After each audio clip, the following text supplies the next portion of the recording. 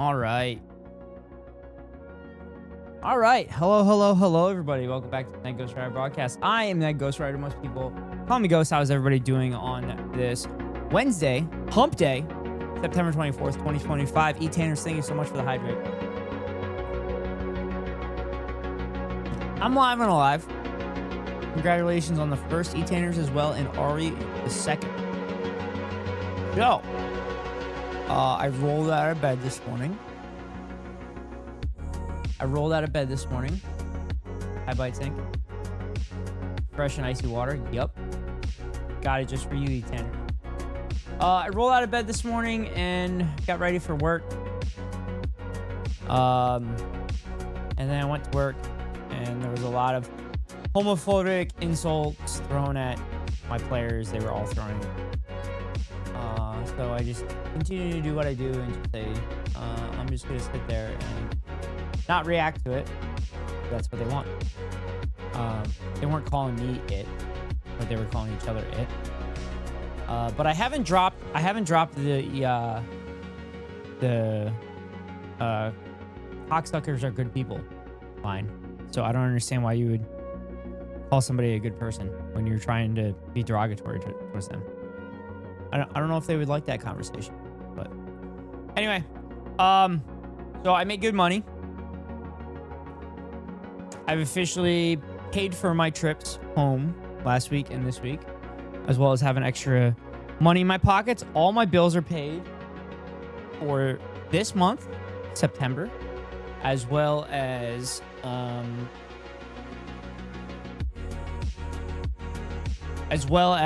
two of my major bills for next month. I also get a renewal on my lease.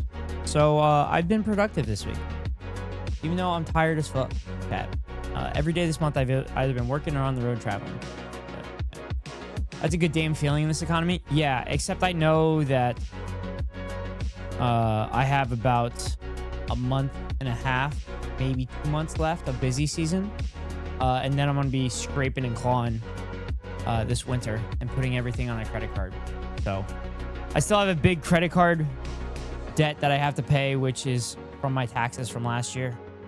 So that's still weighing on my mind. But the immediate bills and stuff, that's the important stuff.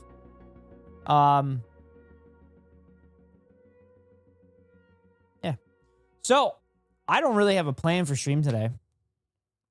I don't have a plan. We can do React content. There's the video from No Way, No How that I thought about watching yesterday, but it was 43 minutes long. We could react to that. I kind of want to do React. Just because it feels like I haven't really done Reacts in a long time. But I think that's what we'll do. I think we'll start with Reacts and then kind of go from there and see where I want to go. I actually kind of have some energy. I was maybe thinking about playing NCAA college football, considering that I'm leaving this weekend to go to a college football game. Like, that's the whole purpose of me leaving. So I thought that might be fun. So you all maybe get to experience a little bit of what I'm going to experience. I'm also planning on streaming the tailgate in the morning. My brother and I will play drinking games, and we'll show you the food that we're eating and everything like that. Yeah. So, all right. With that being said, I will set up for React content now.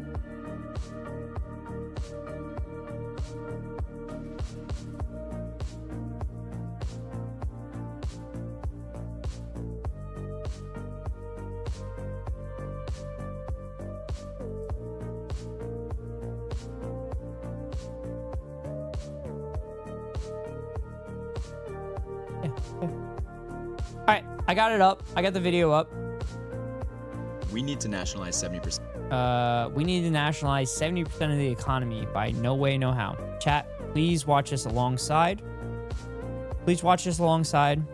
Our reaction, so that No Way, No How gets their views And I'm assuming we're going to end up liking this video. So we're probably going to end up smashing the thumbs up at the end of this video. But chat, settle on in. Let's bring some Ghost Reacts back. Let's do this. Percent of the U.S. economy. The United States is in crisis. Right now, it's nearly impossible to look at any aspect of American life with optimism. Healthcare, infrastructure, public services, consumer prices. Everyone can agree that things are just getting worse. Groceries are at an all-time high. Doors are falling off planes mid-flight. People are paying for burritos with payment plans. This is not how things are supposed to be. Outside of weapons contractors and the stock portfolio. Is that U of M Ann Arbor? I don't know. Are you talking about where he's filming? Of the wealthiest 10% of Americans, nearly every facet of our society is in decay. This decline isn't random, nor can it just be chalked up to inflation. There's no mystery as to what is causing this, probably and these problems are not inevitable. The erosion of our quality of life is directly tied to privatization and unchecked corporatism. This is the logical next step of late-stage capitalism and its perverse incentives. At this point, there's no excuse to not make the connection to the cause anymore. The only people still defending the system are those clinging to an ideological knee-jerk belief in capitalism, even as it is actively ruining their lives. We can all agree that society is at a major low. Even though conservatives, liberals, and leftists might disagree on the cause, the effects are clear. What in the hell has happened to cost of living increases? Seize the means of production! Proud of you, Ari. Ari just heard that as buzzwords. Like, for real, everything is going up. I'm losing money. Okay, like, do I want to work hard in my 20s and then save up? And for what? Like, what are we saving for? Exactly. We can't afford houses. I don't know how everybody else is doing it. I don't know what kind of money you're making. You know, I typed that so much on my phone, it's now my predictive text. Where are you guys working? I told myself I would never cry on the internet because I think that's so lame.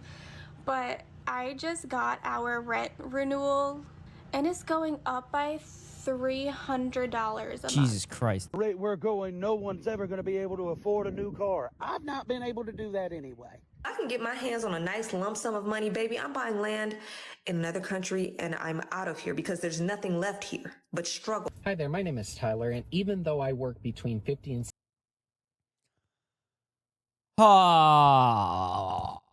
I have the opportunity to get citizenship in another country, but I'm so fucking stubborn. I'm so stubborn, I don't want to leave. I'm not going to leave. I'm not leaving. I'm not fucking leaving. I got 3 hikes in 3 years equal to $300. I can't leave. 60 hours every single week. I am homeless living here in my Can't car. afford to leave. That's so true. Far gone that at this point, you don't even need to view this in the lens of socialism versus capitalism. This is first and foremost common sense. 65% of Americans are living paycheck to paycheck. Homelessness is exploding, all the while private equity and billionaires make massive profits. Any rational person can see how I still don't understand how corporations and businesses can have record profits, but still not give wage increases. Like, please explain that to me.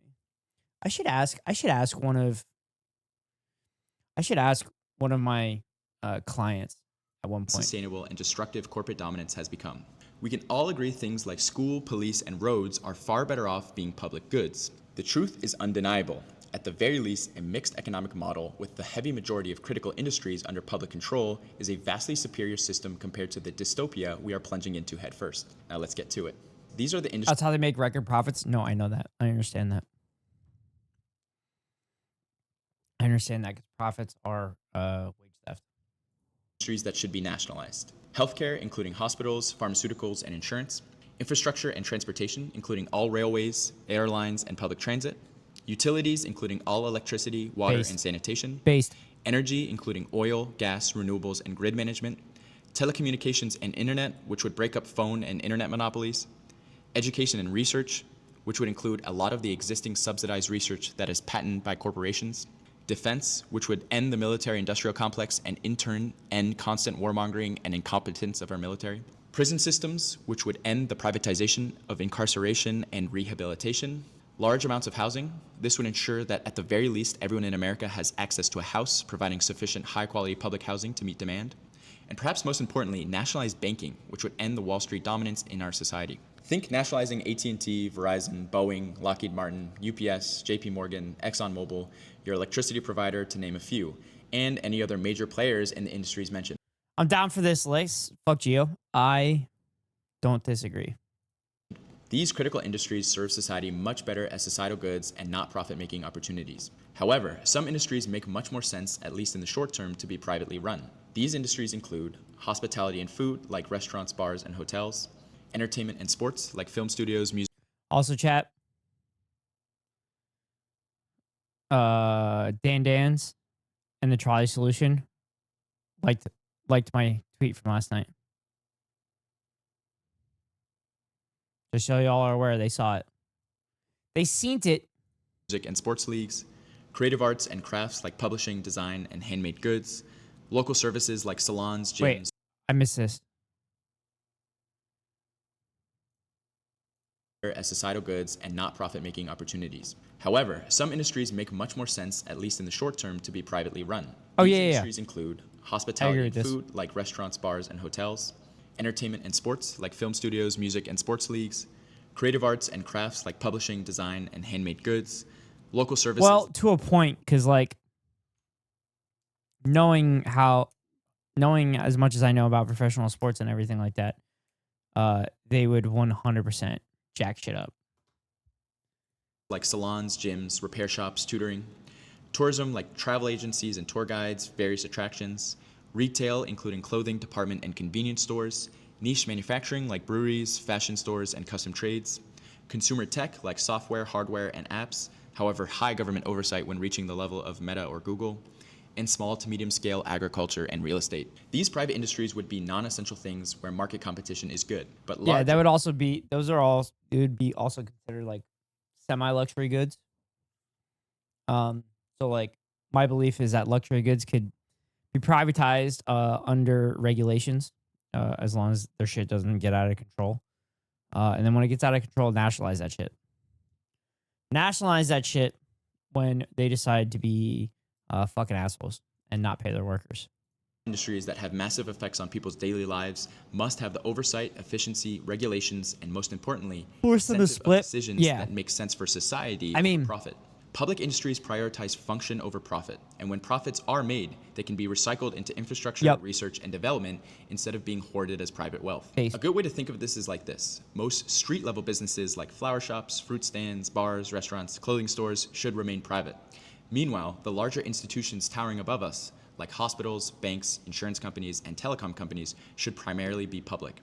I want people to compete over who's going to make me the best damn pizza, not who's going to extract the most money from me before seeing my doctor. Overall, the economy should be mixed with a large edge. The forcing them to split is you're putting regulations in there to prevent them from getting that big in the first place. But yeah, if we would start from our current economy to now, then yeah, you would have to force them to split. Towards the public sector, having something like 60 to 75% of the economy public and the remaining 25 to 40% private. The highest amounts of prosperity in American history, although very exclusionary, was during the 1950s to the 1970s, which was the time of the highest government involvement. Nationalization is democratization. Right now, billionaires who are utterly unaccountable to the public make decisions not for the good of society, but in service of a sociopathic, endless pursuit of profit and growth. By reclaiming these private... for example, there are 3 companies that own all the TV stations in the US. 2 of them are trying to merge. Yeah, no, I know that. And they would have like 80% of local TV stations. And Nexstar is trying to merge with the other one. So that's why they removed Jimmy Kimmel off of their ABC affiliates. Industries and placing them under government control. Sinclair is merging? I thought it was Nexstar. I mean, it makes sense. Sinclair is fucking further right than like Fox News and shit. They're managed in the public interest and held democratically accountable. A Northwestern University... Sinclair with Nexstar? No, I thought it was Nexstar with like Tonga or something like that.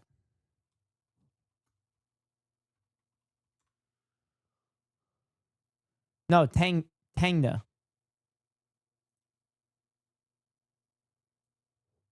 It's Tegna. Tegna, yeah. study analyzing thousands of policy decisions found that the preferences of the bottom 90% of earners have no measurable influence on policy outcomes. In turn, America is an oligarchy. The system is rigged in favor of the wealthy. Nationalization breaks their stranglehold and puts... For those that don't know the background, there's a law on the books in the United States that a company cannot own more than 40% of localized TV markets. If Nexstar and Tegna merger is approved, that would give Nexstar 80% control, which is illegal. So they're trying to get a waiver from Donald Trump's administration. Tegna is Mormon-owned company. That's not shocking. Hi, Derry. How are you? I'd imagine Nexstar is right-wing as well. Its power back where it belongs. Sinclair is very, very right-wing. In the imagination of capitalism, you have a variety of firms competing over a market, all putting forth different products or services. Oh, you will naturally be getting the fairest price for your product because in this theorized free market, if someone can do it better and cheaper, then they will beat out the competition. This might have existed in some capacity during the 1950s to 70s in the United States when there was much more regulation, trade unions, and higher taxes. But it is clear that this is not how society currently functions. Well, might as well learn while you eat. That's what I'm saying. That's what I'm saying. Happened called enshittification, where companies give you the worst possible product at the highest possible price. Capitalism in theory is pro-competition and gives the consumer the best possible price, but in practice it hates competition. Yep. It always creates monopolies through larger firms buying out or putting smaller firms out of business. Just take it from the billionaire. Also, it's supposed to have an easy in and easy out into the market, but that never happens because the big ones price out the lower ones, which is what Amazon did with that diaper company when Amazon was selling the exact same diapers for a cheaper price, taking a loss and then bought out that diaper company for pennies on the dollar. Themselves. I have a single idée fixe that I'm completely obsessed with in on the business side. You notice that Peter Thiel Antichrist? Did you all see the label there? Is that if you're starting a company, if you're the founder, entrepreneur starting a company, you always want to aim for monopoly, and you want to always avoid competition. And so, hence, competition is for losers, something we'll be talking about today. We do not live in a competitive market by any means. This is the logical conclusion to capitalist every time I have a conversation with a fucking capitalist, I bring up, dude, you're all about the free market. You're all about competition and everything like that. Why does everything turn into a monopoly? And they don't have a fucking answer. They don't have an answer for me. Like, your entire ideology is based on the fucking free market. And then the free market becomes a monopoly. Guess what? It's not a fucking free market anymore. God, why do I know capitalism better than fucking capitalists? It's so of infinite growth. Chat, I'm gonna start going on a tour on college campuses and debate free marketers. I'm gonna call it Taking America Back. That's what I'm gonna call it. And we have reached the endpoint. This is why you may have heard the term late stage or end stage capitalism. This is what defined America during the Gilded Age in the 1800s, with American robber barons being the richest people in history and dominating the entire country with their monopolies.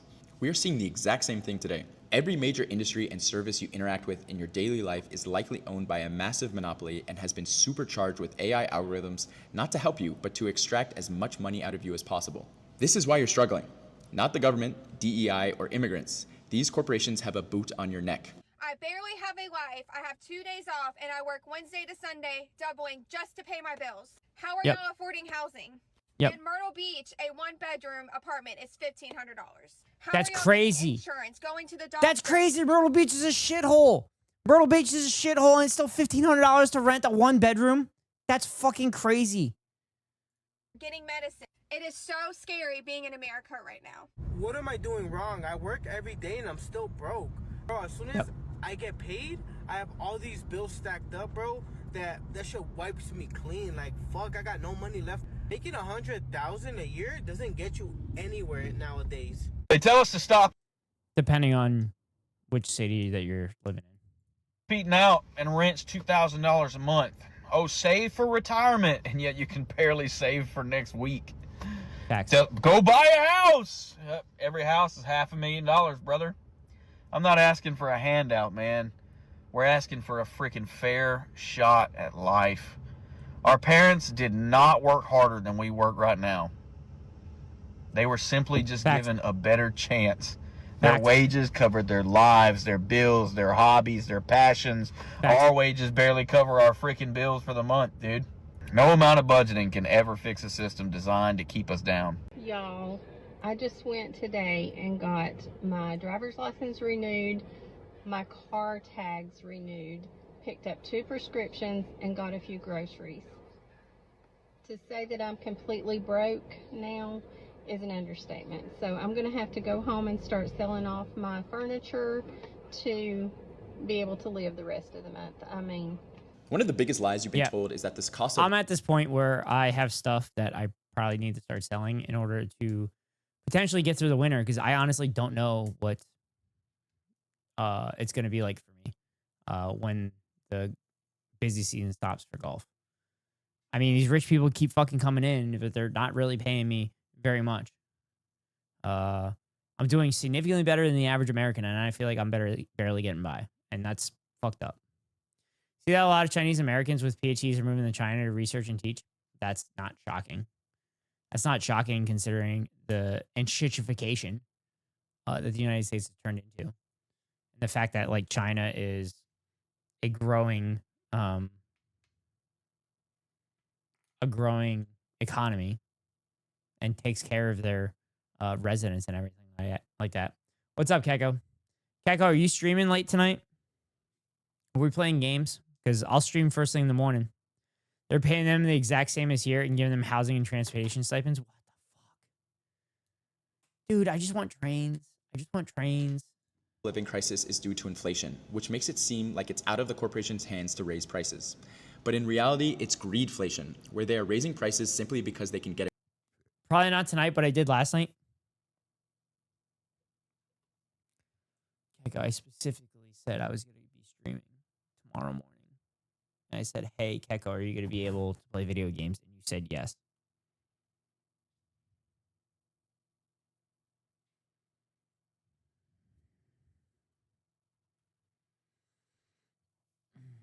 We reacted to Hassan reacting to Left Behind.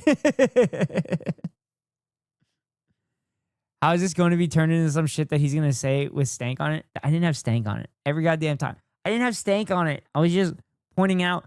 Don't make me... You're going to make me bring up your messages. Fine, let me bring up your messages. Let me bring up your messages. This fucking guy. Let me bring up your messages. I absolutely will be. Huh. Weird. Weird, you said this. This is who you are? Yeah, you hate that I'm a truth teller. You hate I'm a truth teller like Charlie Kirk. I'm watching a Sun stream from Charlie's memorial service, and you notice they never like mentioned his quotes at all. Like all the things that he stood up for, allegedly. That's weird. Like Kega says the wildest shit and then complains when you're annoyed by it. That is true. That's very true, Ascal. I can't wait for our stream. I can't wait for our stream together in San Diego and Keko's just in there fucking blasting chat with the dumbest shit. And we just said, Keko, shut the fuck up. Away with it, and they have this toxic profit incentive above all else. Yeah, it's so wild saying what I did last night. Fucking crazy. Keko. No. That's not what he's talking about. He's talking about your capital letters.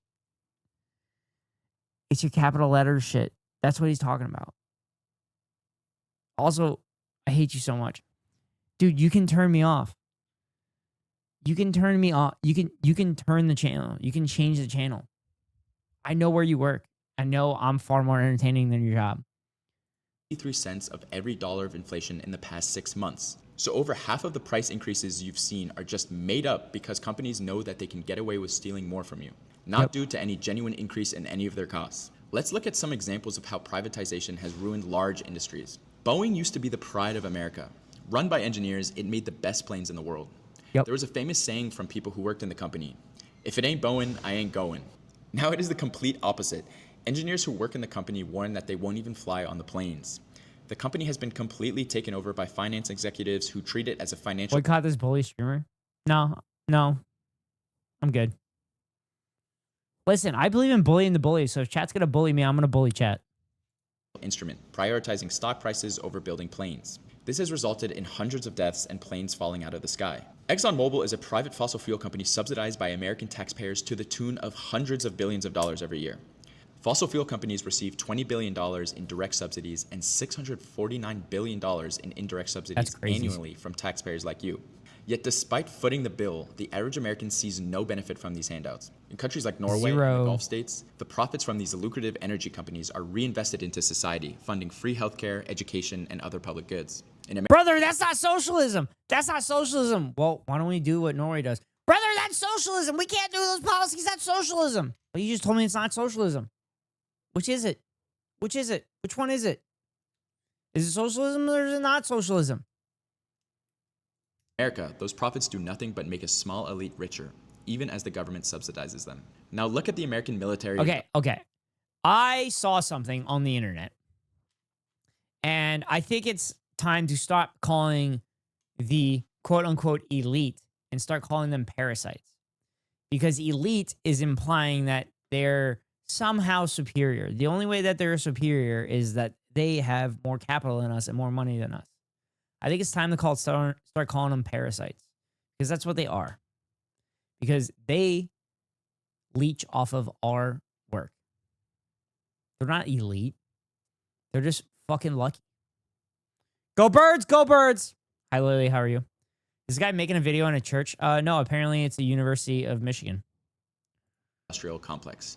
Private weapon contractors charge massive markups for everything because they face no competition. Yep. This leads to fraud, waste, and abuse at an unbelievable scale. Just look at a couple examples. Hi, Lily. How are you? $75 for screws that cost $57. I'm good. What a game on Sunday. Lily, I spent Sunday traveling the whole day because my cousin's wedding was at Penn State. So I was traveling back. But yeah, that was crazy. That was crazy. I watched the highlights when I got home. And that was an insane game. And then, since I was at Penn State last week, I'm going back to Penn State this week for the Penn State Oregon game. So I'm very excited for that. But yeah, not in Hawaii. Not in Hawaii as far as, are you talking about prices, Ari? Cents in a hardware store. $285 for a screwdriver, $7,622 for a copy maker, $469 for a wrench, $214 for a flashlight. Yeah, the wedding was not in Hawaii. Yes, the wedding was not in Hawaii, but Ari had told our Hawaiian streamer friend that the wedding was in Hawaii. Oh my God, my whole neighborhood had a quasi block party after the clutch ending. That's fucking awesome. I love that shit. Hope the wedding went well. Yeah, it was a blast. Literally, I posted on my Instagram what I looked like in the tux.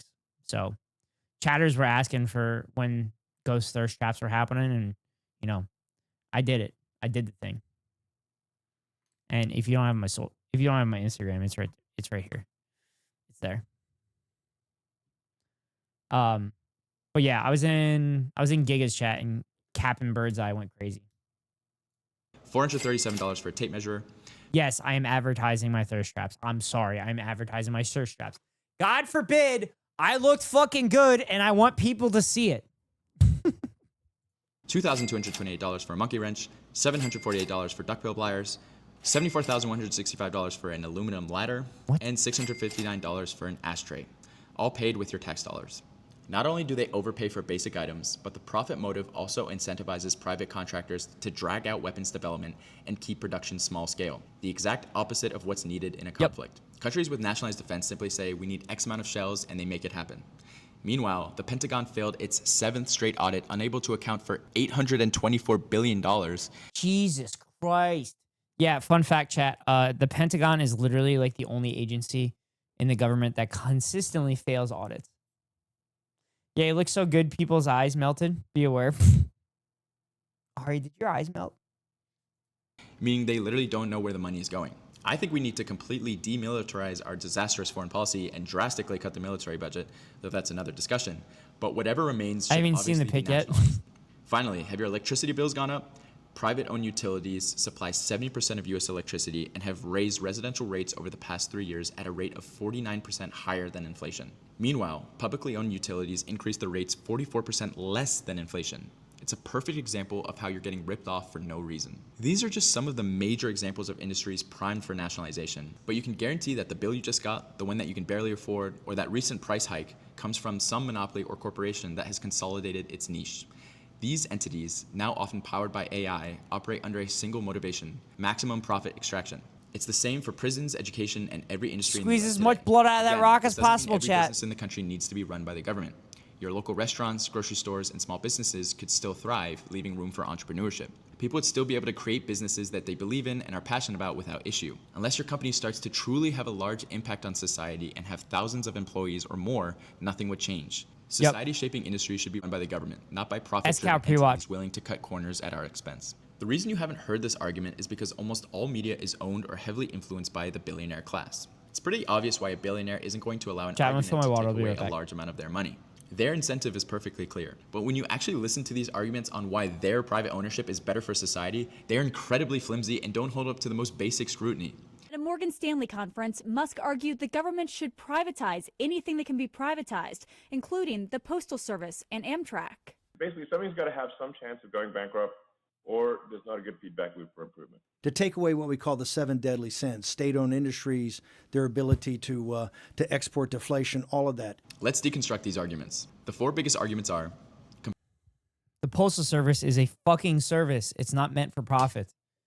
The only reason it is so in the red is because government passed this stupid fucking law that says all retirement benefits have to be paid out in front on the books.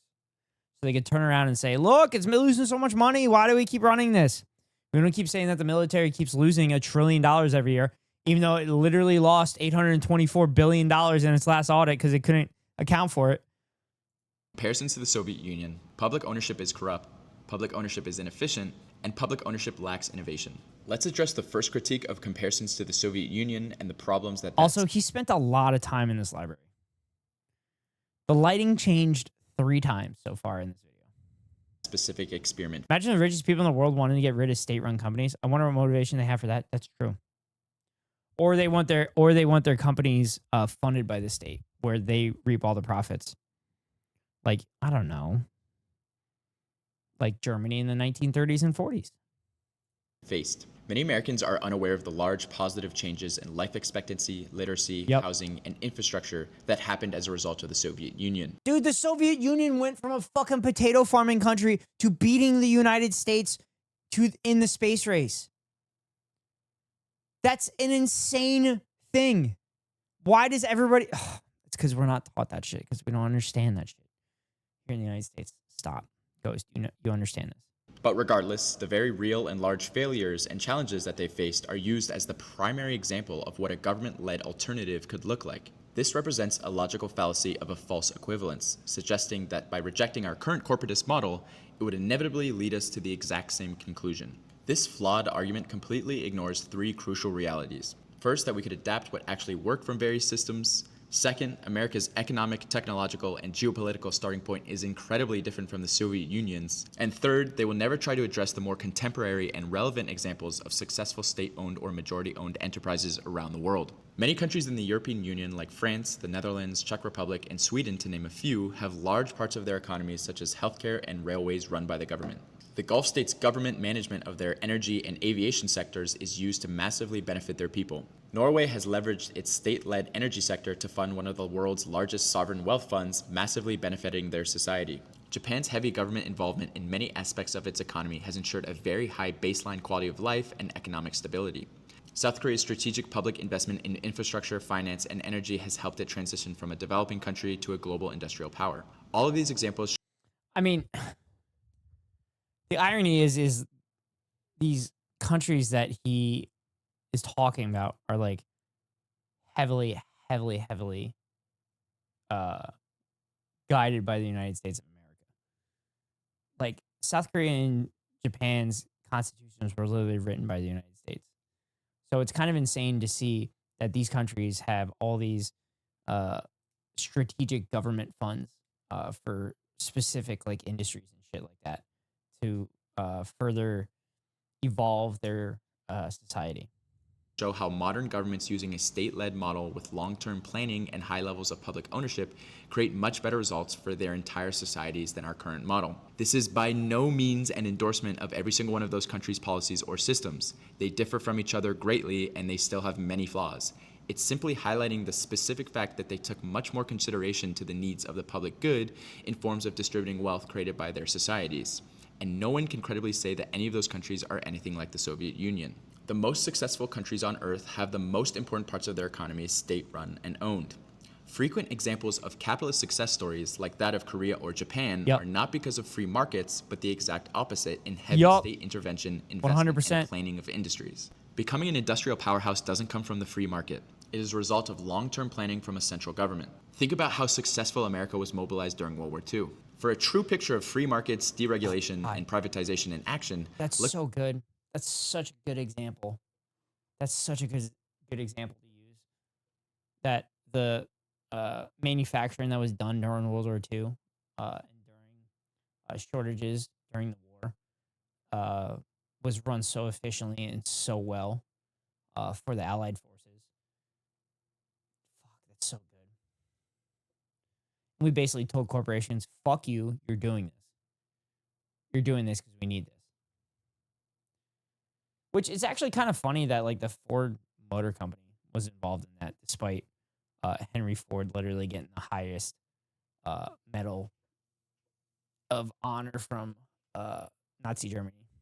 Look no further than 1990s Russia. After the Soviet Union collapsed in 1991, the privatization of public industries created a new oligarch class that seized national assets, creating unprecedented inequality. This was all done following the exact playbook given to them by the West on their ideal capitalist restructuring of their society. The consequences were catastrophic. Russia suffered across every measurable standard of living. What the fuck? Male life expectancy plummeted from 63 years in 1990 to just 57 by 1994. Organized crime surged. Women's status in society fell drastically, going from pillars of society to being subject to sex trafficking in mass. Deaths from alcohol poisoning, suicide. This is the thing that most people don't understand about the Soviet Union. Women were seen as equals under the Soviet Union. They were seen as equals. They were pivotal people within the Soviet Union because it was all one people and making sure that everybody was taken care of. Heart disease, and violent crime reached levels comparable to wartime casualties. By 1993, 30 to 50% of Russians lived in poverty. Industrial output halved, and Russia's GDP dropped by 40%, only recovering to 1990 levels 17 years later in 2007. This was capitalism's freedom for Russia. Now, 2025 America is following the exact same playbook. I think it's against the US to be showing blood and stuff. That's why I had to do that real quick. Radically deregulated economy lets corporations strip the country for parts, like thieves tearing copper wiring from the walls for quick cash as the house is burning. The parallels are undeniable in the crash of living standards, declining life expectancy, and evaporating household wealth. We shouldn't be looking at Russia for the Soviet Union comparisons, but for the 1990s oligarchy comparisons. The Soviet comparison is a distraction from viable public options around the world that actually work, and a lack of imagination to the unique possibilities available with America's current position. The next myth peddled to push for privatization is the idea that publicly run industries are supposedly more corrupt than privately owned ones. This claims that if industries are run by the government, then a select few bureaucrats will be rich from hoarding the wealth from the government. This is ironic because it's the exact same system we currently have. It's also literally projectionism because that's what happens nowadays. That's what happens nowadays. Literally every billionaire that exists in the United States is literally a billionaire because of subsidizations from the government, like the oil industry, the war industrial complex, the aviation industry. All that shit is like heavily funded by fucking taxpayer money. Under capitalism. This exactly describes our system, but much worse. Except the people hoarding the wealth are not public officials, but CEOs, and they answer to no one and have zero forms of accountability for public good.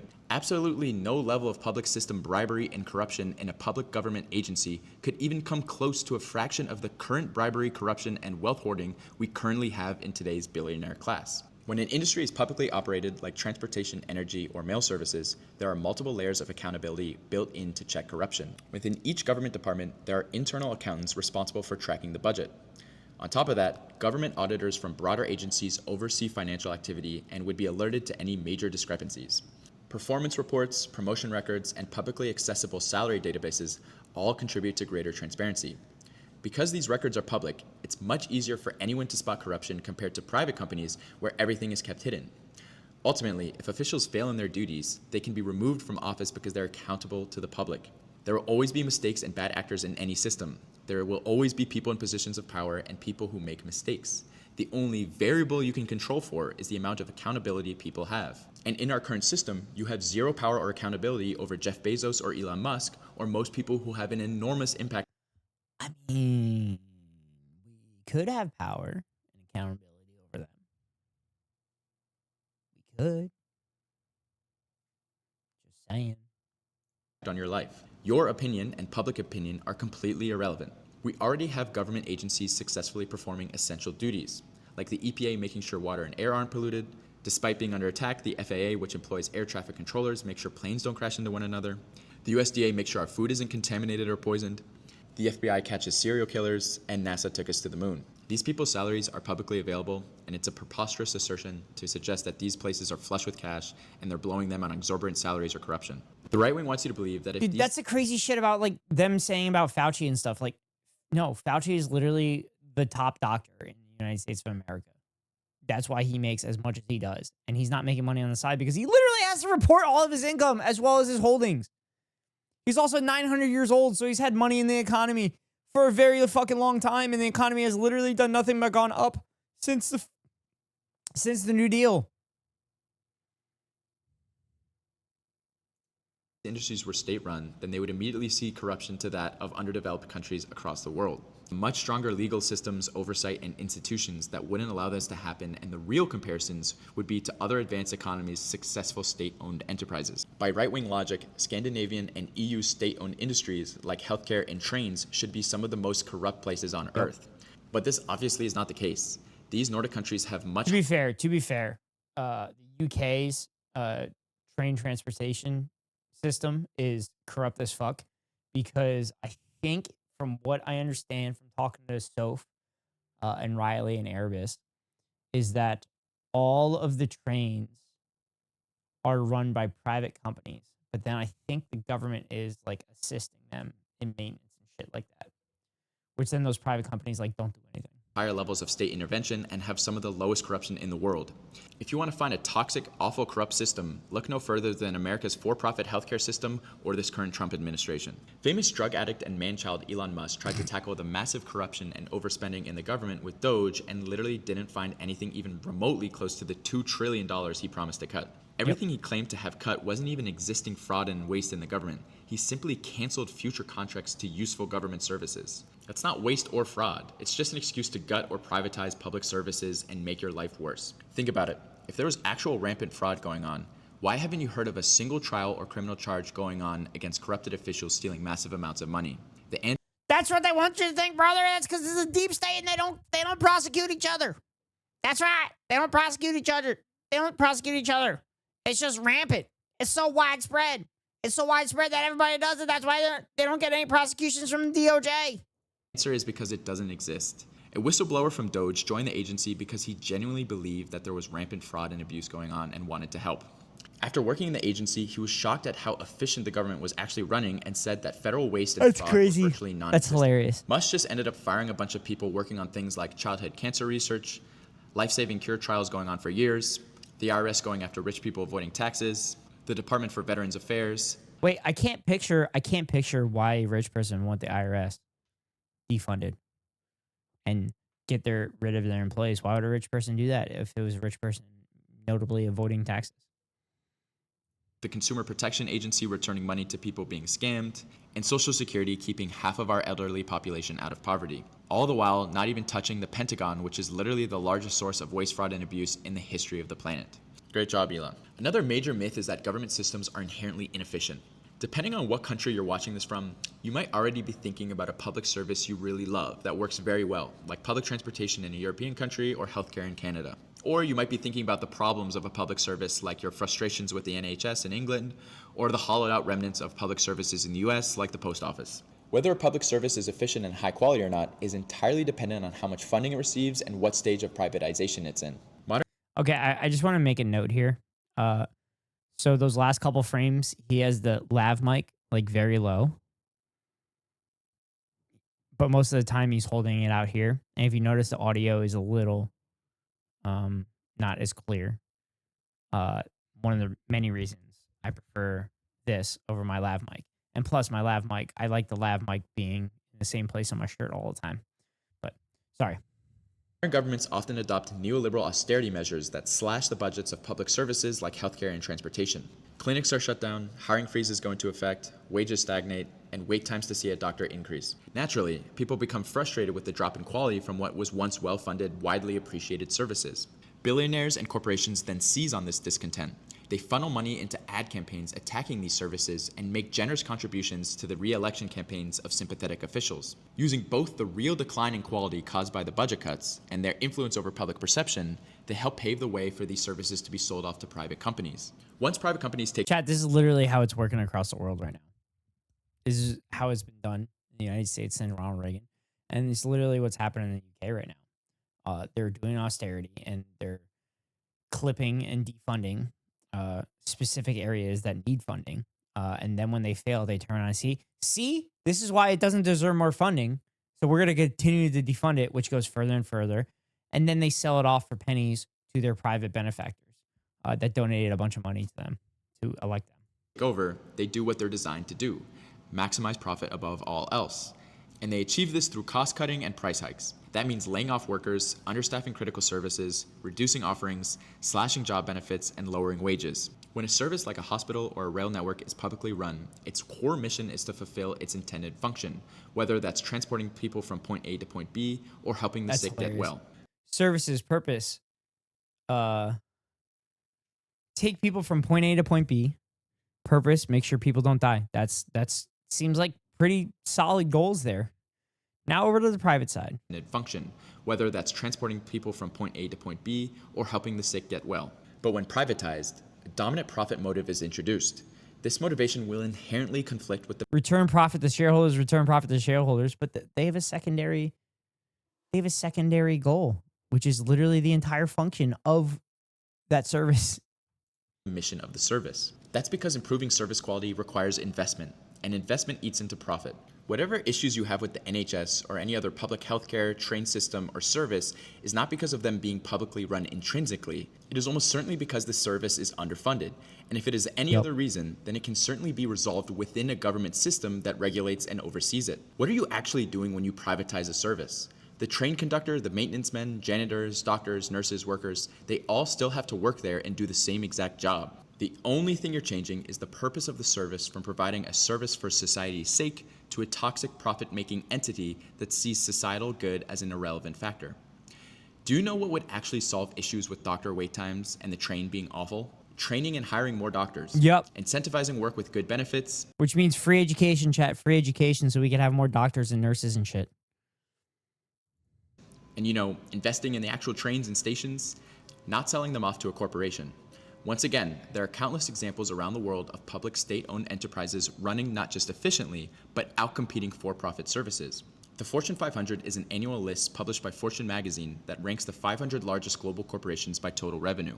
It is a well-known measure of corporate success and is often used as an indicator of the health and strength of an economy. China has completely caught up to the US and even surpassed it in 2023, having 142 companies to America's 136. Of those 142 Chinese companies, 85 were directly state-owned, with the remaining having major percentages owned by the government and receiving funding from state-owned banks. If you look at the top 10 of the Fortune 500, positions 3, 4, 5, and 6 are held by Saudi Arabia and Chinese state-owned enterprises. The rest of the top 10 positions are held by American corporations.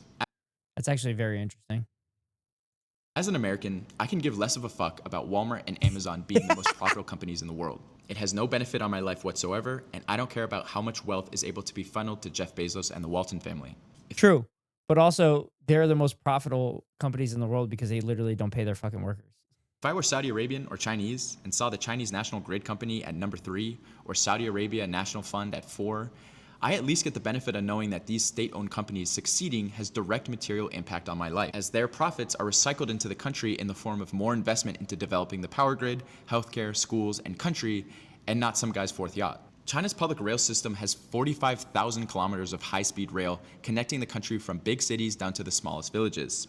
Trains between large cities run dozens of times per day, with 40 trains per day between Shanghai and Beijing alone. Those cities are 1,318 kilometers apart, with high-speed trains covering the distance in just 4.5 hours. The nearly identical distance between New York and Chicago takes Amtrak around 19 to 20 hours.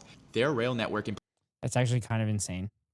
I wonder if that includes like stops and shit, because they don't follow. So there are rules in place where passenger trains actually are supposed to get the right of way on tracks that have multiple trains going back and forth. But they actually don't really follow that rule. Employs 1.78 million people, carries millions of passengers daily, and is net profitable with profits increasing year after year. What could be a more complex industry than that? With an operation that massive being undertaken by the government and knocking it out of the park in literally every measurable aspect, it completely disproves any notion of public inefficiency. There's nothing inherently unique about transportation that makes it the only sector suitable for public management. The same model of success could and should be applied to other critical industries, and it already is in China. The next excuse billionaires will push to justify their stranglehold on industries that should be public goods. China's our enemy. China's our enemy. All they want is to destroy America. That's it. That's all they want. That's their entire goal. They're so obsessed with America, which is why I talk about China all the time. Enterprises supposedly can't innovate. This argument collapses under the slightest scrutiny. Soviet scientists launched a symbol of man's liberation from the forces which have hitherto bound him to Earth. It's an important day in human history. The launch of Sputnik is like the discovery of America by Christopher Columbus. The launch of Sputnik is one of the greatest scientific moments in world history.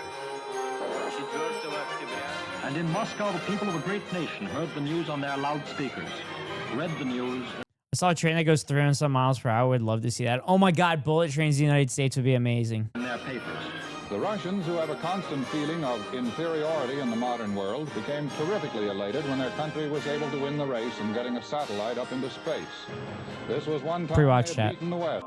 We could see the Milky Way shimmering across the sky. I stood in my front yard, my family with me. The entire neighborhood, the entire city, in fact, the entire nation, it seemed, was standing outside, watching what the Russians had done. Just at the time the Russians had said, a tiny light appeared at the southwestern horizon and glided over our heads. Some of us cried. I stood in awe. Wait, they could see Sputnik and shit fly over the United States and everything? Dude, that's actually fucking... That's such a big flex. That's so easy. And to, like, exactly calculate it when it was going to happen. Oh, my God, that's awesome. Think the trains go max at 80-some in the U.S.? Yeah, because most of the trains in the U.S. Are through heavily populated areas. So they can't really exceed speed limits to make sure that they don't derail. Even though there's derailments in the United States constantly by freight trains and whatnot. You didn't know that? Well, I didn't know that they, like... I didn't know that it was seen by the naked eye. Because, like, I thought Sputnik was, like, the size of, like, a basketball. Based on, like, the videos and shit that I saw. So, like... I guess I didn't realize how high the orbit was around the Earth. And I guess how dark it was back then. In most places. So I guess if you have any kind of light there, that it would be visible. Nothing man-made had ever been so global. Everyone knew it was there. Suddenly. Yeah, Rocket Boys is a whole movie about seeing it. Oh, I didn't know that. I didn't even know that movie existed. Future in space seemed possible.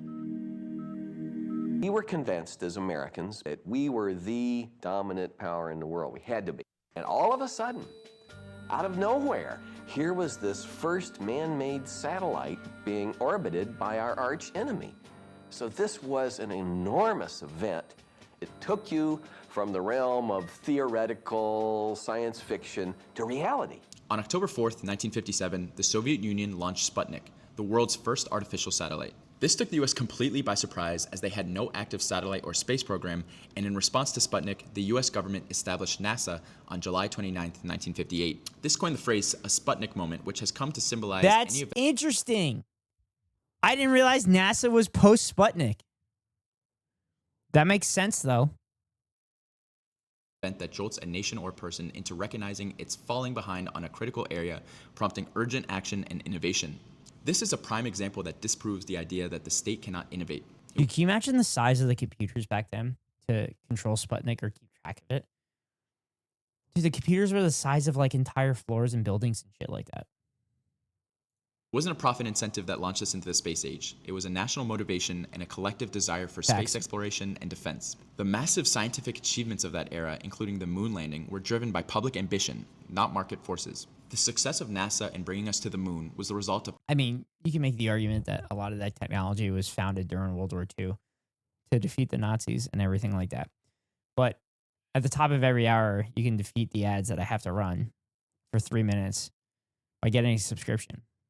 You can pay $5.99 for a subscription, which is actually $5.24 because it's 25% off for 1 month subs, 3 month subs, but 30% off for 6 month subs. Also, you can link your Amazon Prime account to your Twitch account and get a free monthly subscription from Daddy Bezos to your favorite streamer. Hopefully that's me. If it's not me, hopefully it's one of my friends. But if not, you get stuck behind the 3-minute ad break that comes now. Chat, I'm going to fill my water and I'll be right back. Mods, feel free to do some shout outs real quick. Give me a second.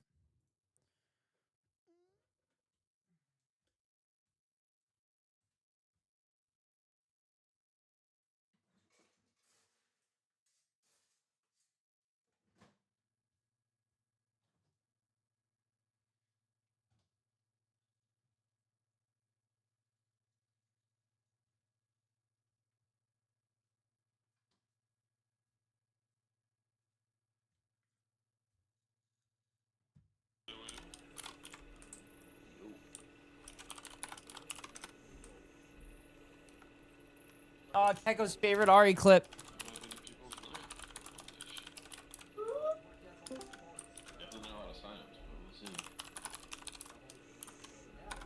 Techo's favorite Ari clip.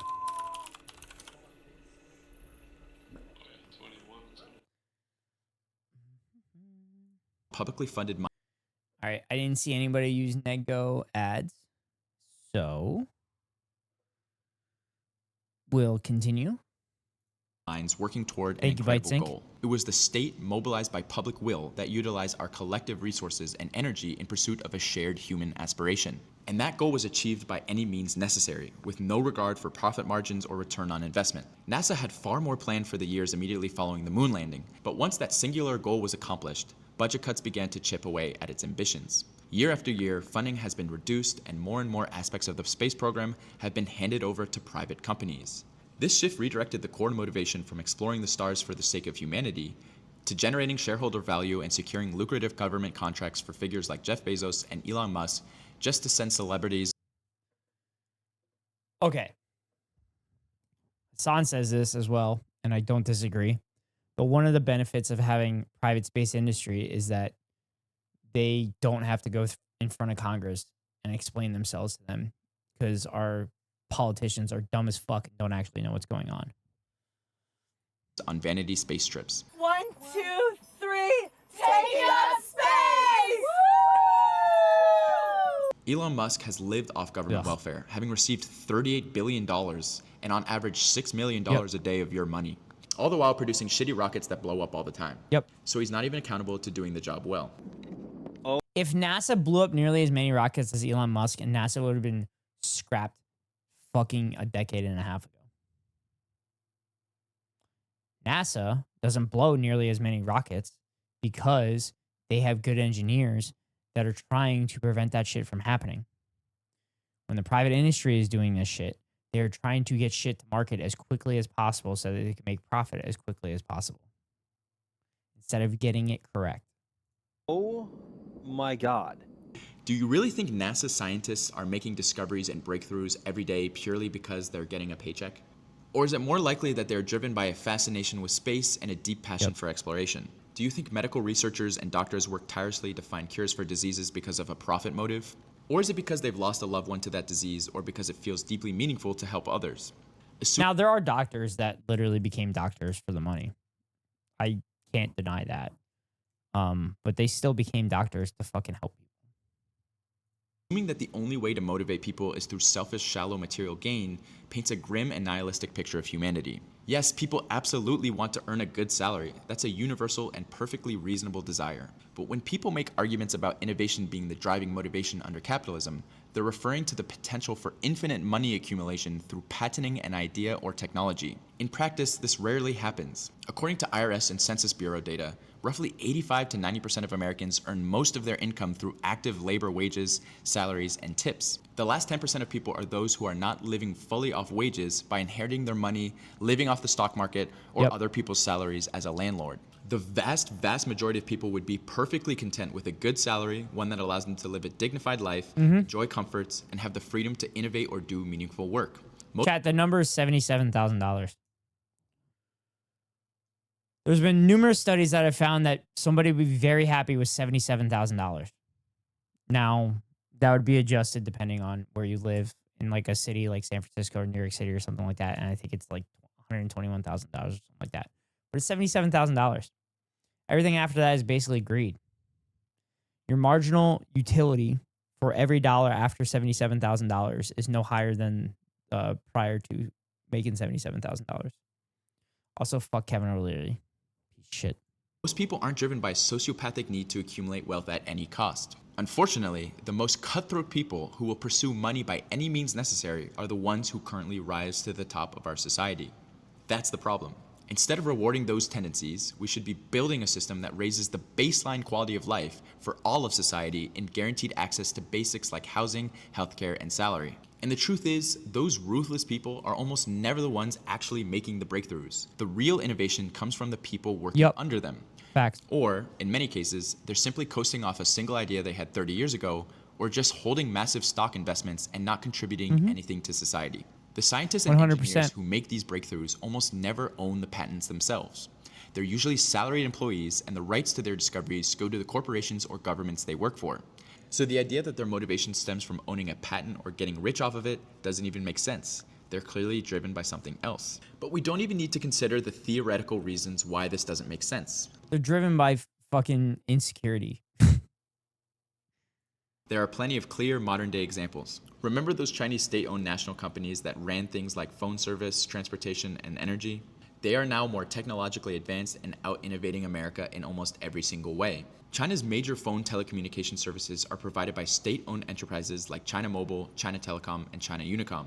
Their country already has 5G even reaching the most remote villages, and 6G is expected to roll out by 2030. People don't realize just how transformative that technology will be for society.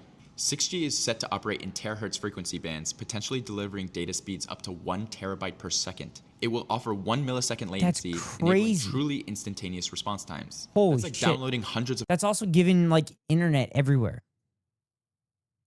4K movies or an entire hard drive in under a second. Meanwhile, in America, we can't even imagine that kind of capability. 5G hasn't even fully been rolled out, and our telecom That's because our dumbasses think that 5G is giving people cancer. providers operate in monopolies with no real incentive to innovate. And even if that level of technology did... Damn, 1 terabyte would be nice. Nuts. Yeah. 1 terabyte per second is insane.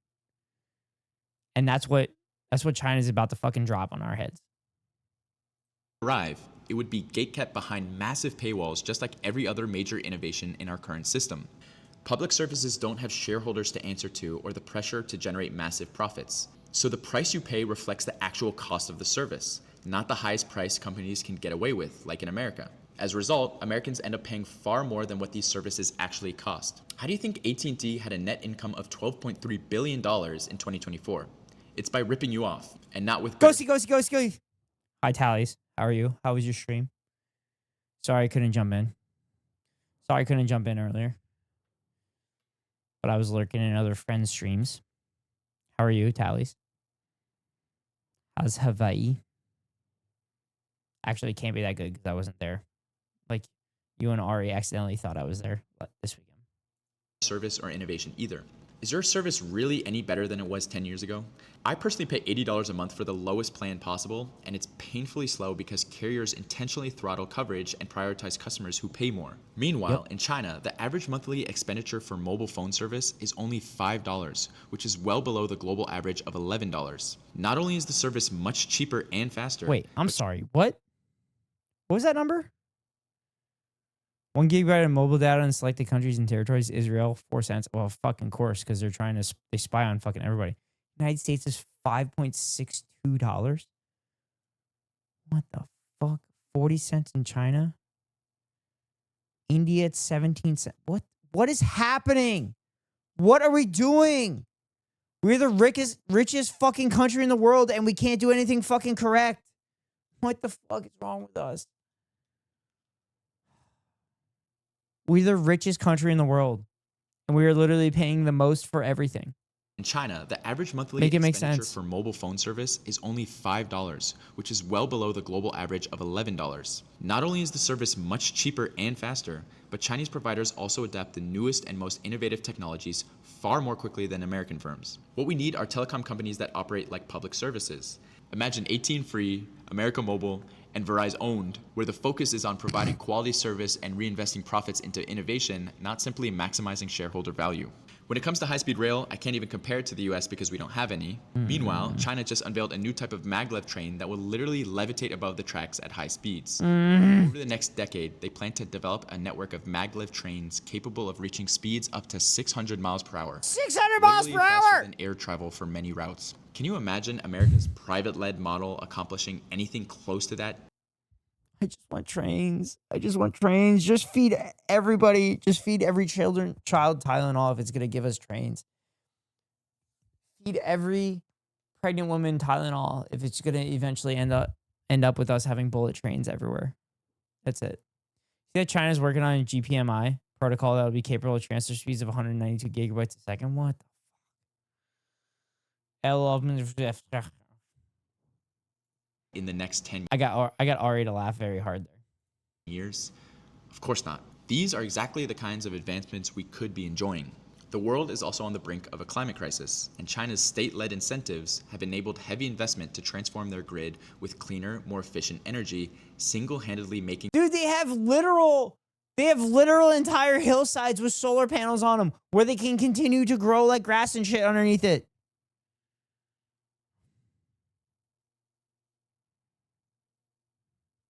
Dude, they have solar panels on top of water. renewable technology affordable and realistic worldwide. Meanwhile, America hasn't expanded its grid since 2005 and has doubled down on toxic, inefficient fossil fuels driven by profit motives that are literally destroying the planet. America, fuck yeah, that's right. I want more toxins in my fucking atmosphere. Because you know what? This atmosphere is going to blow over China eventually. Except it's not. Gecko, thank you for the hydrate.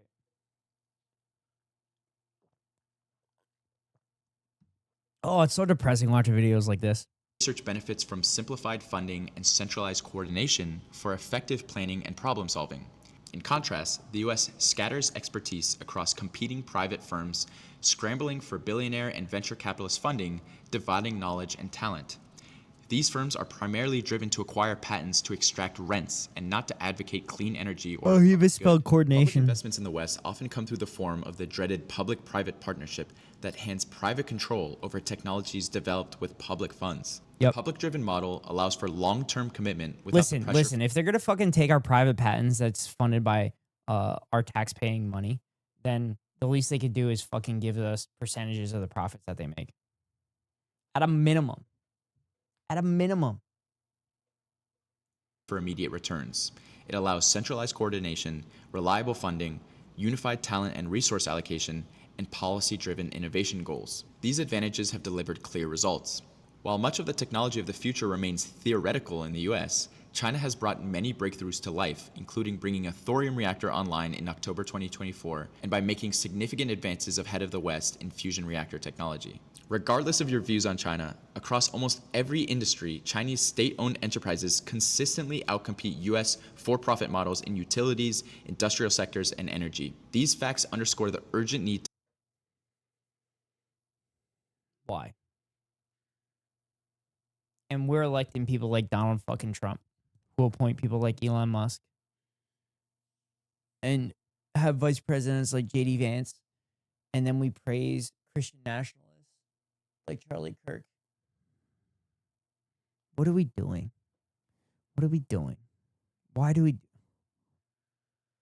Oh God, the fall of the empire is just gonna be so fucking violent. God bless America or something like that. To honestly Are you talking assess about our Goebbels America?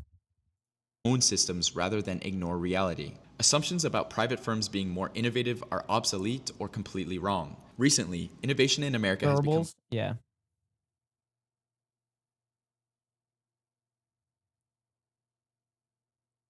Wait, is there a Goebbels and Gobbles? Goebbels? Wait, where's Keko? Keko knows more about this than I do. Paul Joseph Goebbels. Oh, it is Goebbels. Interesting. I never realized it was pronounced Goebbels until somebody said it. Goebbels. Paul Joseph Goebbels. Paul Joseph Goebbels. completely stagnant and investment into research and development has completely crashed. In America, what is the first thing companies spend their profit on? Stock buybacks. Yep, and then they fucking claim that it's because of research and development. Buybacks are where companies use profits to simply buy back more shares of their own company to inflate their stock prices. Yep. In 2024 alone, S&P 500 companies repurchased a record $942.5 billion in shares, marking an 18. That's so fucking insane. That's $1 trillion that they could have put towards either their employees or towards research and development and innovation. And instead they fucking put it into the goddamn stock market to inflate their prices. That's fucking crazy. $1 trillion. 0.5 increase from the previous year. That is quite literally $1 trillion of pure greed and waste that is not going into research and development and certainly not into the hands of workers who made that wealth. Pre-watch. Can you see that No Way, No How and I have similar world views? A few weeks ago, I saw something that came out of Japan. Apparently, they made a smart bra where only the husband can unlock the biometrics. Or you could actually like trust your partner. I mean, I would get that because it's funny. But like, you could trust your partner too. Bytesync. And in America, if that money isn't going into stock buybacks, it's going into CEO bonuses. It used to be that your boss made 30 times the base employees pay. Now, also RGB implants. CEO compensation has soared 1,085% since 1978, compared to a RGB implants. Jesus Christ, that's probably not healthy at all. Oh my God, it would set off all the X-ray machines and everything like that. And the MRI, dude, you want to be able to get an MRI with those implants? Since 1978, the growth of CEO pay has radically outpaced the typical worker's compensation. No fucking way, I could never picture it. % rise for the typical worker. This is money that otherwise could have been going into innovation or the paychecks of the workers who produce the value.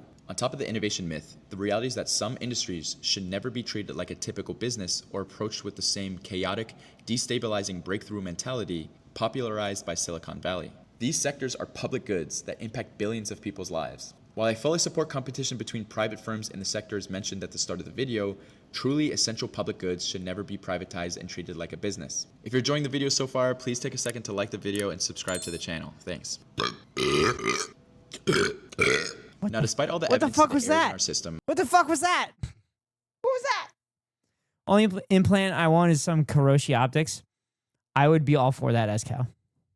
there's a common argument I see online defending capitalism by claiming that many of the problems aren't actually caused by capitalism itself, but an idea of crony capitalism. This is a weak and misguided argument. The fundamental incentive of capitalism is profit above all else. Naturally, this drives behavior that harms society in the relentless pursuit of ever-increasing profit. There is no space for moral decision-making because once a capitalist system dominates, it essentially puts a gun to the head of all competitors. If a company chooses a principled approach, paying workers better wages or avoiding fossil fuels, it will simply be outcompeted by those that cut corners and act in the most ruthless, cutthroat way possible. In other words, capitalism is a system that rewards the most ruthless, anti-human actors and companies. It's foolish to see these outcomes as mere faults or aberrations of an otherwise well-functioning system. Instead, they are the fully rational and inevitable consequences of capitalism's profit-driven incentives. Think of it like this. The capitalist drive for profit above all else is like using a bloodthirsty animal to achieve your goals in society. No matter what cage you build to contain it, it's always trying to escape. And when it breaks free, it rampages, triggering global financial crisis and contributing to preventable suffering from hunger, disease, and war. The idea of crony capitalism assumes that this inherently untamable beast can somehow be controlled or tamed. The obvious solution is to stop trying to bargain with the beast to give you what you want and try to accept its anti-human nature, but to use a human-based approach to build society. Lastly, going hand in hand with nationalizing fundamental utilities and fundamental sectors, we should nationalize the American banking system. Banks are the primary financial institution in a country and are responsible for lending money, facilitating payments through cards and transfers, directing funds to investments, supporting liquidity, meaning having cash on hand, and creating confidence in the system. In America, we put these very important financial services in the hands of massive privately owned and publicly traded banks. Their goal is to generate profit for shareholders. These include names you have definitely heard of, like JP Morgan Chase, Bank of America, Wells Fargo, Citigroup, Goldman Sachs. I hope he talks about Glass-Steagall here.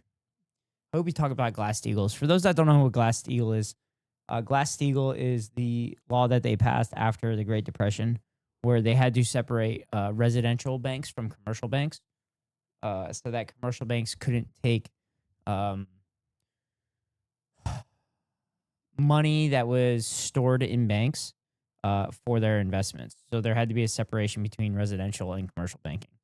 And that was repealed in the 1990s by the Clinton administration and Congress at the time. Utilize your local credit union? Yes. Utilize your local credit union. You're usually going to get better returns on savings and stuff like that from them. And also you might likely get more likely to get like a loan and stuff, even though I got denied a mortgage from them. Morgan Stanley, Capital One, and many more. Having the financial institutions and funding in society decided by profit motivation creates obvious conflicts of interest with decisions that should be made for societal good. In our current economic system, it is just accepted that we will be subjected to catastrophic economic recessions every 6 to 10 years. This is often as a direct result of the fuckery these financial institutions do in the pursuit of higher and higher profit. These recessions have devastating effects on the average person in the form of job loss, reduced wages, loss of access to credit, and savings. However, the small few who are primarily responsible for these reckless and illegal actions face zero consequences. Major American banks played a central role in causing and amplifying the 2008 subprime mortgage crisis, one of the worst financial crises in modern history. They created this crisis through issuing risky loans and sold them to investors. Investment banks like Goldman Sachs, Morgan Stanley, and Citigroup created complex derivatives. These products amplified exposure to bad mortgages across the financial system. Banks borrowed heavily to buy or hold these mortgage securities, magnifying potential losses. The system was not clear, and no one knew who held how much toxic debt, leading to panic and credit freeze. This all led to a massive recession, and those responsible faced zero consequences for devastating millions of lives and the world economy. Instead of helping out those devastated, the Obama administration bailed out the banks and not the everyday people affected by them. Ever since then, it has become normal for the government to unsustainably pump up this private financial sector, which was on full display during 2020. As the world was going through a pandemic, firms like JP Morgan, Goldman Sachs, Obama a lefty? Yeah, Obama was a lefty just to get laid in college, which he literally specifically said that shit. Sachs and Morgan Stanley posted record profits, especially in investment banking and trading, and they are investing in many of the same ways that caused the 2008 crisis in the first place. Now, how would nationalizing them help? A national bank, with its motivation being expanded from a boardroom's benefit to literally all of America's, could step in to stop dangerous speculation that leads to these financial crises. Instead of focusing on high-risk, high-reward speculation, nationalized banks could prioritize more stable investments, small businesses, and the average person, rather than constantly looking for home runs. They could also use control over banks to fund public good projects, such as affordable housing, renewable energy projects, or large-scale infrastructure upgrades, which private banks would not see as profitable enough. Nationalized banks would be subject... Oh, he was trying to get that left behind. Jesus Christ, Gecko. To greater scrutiny and oversight with an emphasis on transparency. This could help prevent financial practices that benefit the elite at the expense of ordinary citizens. The profits of nationalized banks would go into the public treasury, not to private shareholders. This could provide funding for public programs, infrastructure, and social welfare, reducing inequality in society. There is again real-life proof that this works successfully, with the top 4 of the top 10 biggest banks in the world in measure of assets being public, with the first 4 of the top 10 biggest banks in the world in measure of assets being public, again hailing from China. These banks manage tens of trillions of dollars in assets and are not nearly as subject to the boom and bust cycle as the West is. For example, China was relatively unaffected by the 2008 financial crisis. When financial problems do occur, public-owned banks have much more tools at their disposal to deal with the crisis, especially in ways that prioritize public good. I think that if we succeeded in nationalizing all of these industries and the banks, we would live in a much better society that works for everyone. Once we have the pillars of society that are crucial to everyone's well-being under the control of the people, we can have a strong bedrock to further address all problems in society rather than fighting the constant battle of crawling back basic necessities like healthcare and housing from corporations. If you made it this far, you are clearly captivated, so please consider supporting me on Patreon. And of course, make sure to like, subscribe, and drop a comment. Peace. Solid video, chat. Solid video, lengthy. Solid video. Followed by great arguments, great evidence, and everything like that. Good video. Chat, make sure you click on the link. Make sure you give it a thumbs up. Make sure you give it a watch. No Way No How has done a bunch of really good videos. They've done a bunch of really good videos. All right, chat, what do we want to do? What do we want to do?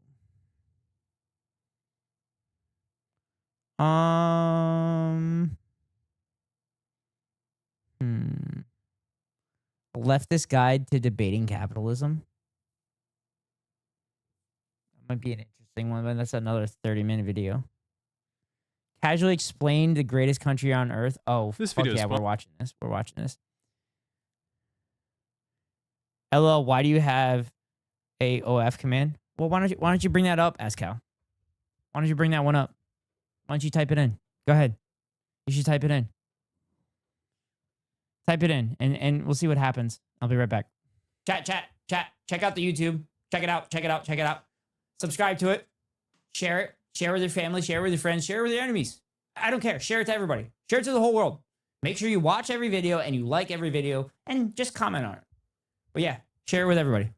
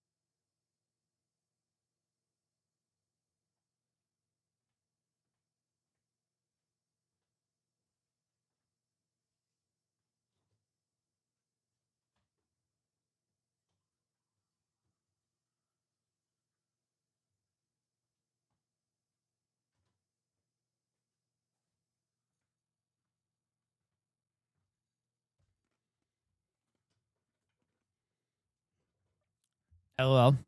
Surprised no one has typed that more often. Yeah, I know. It's literally bait to get people to do it. It's literally bait to get people to do it.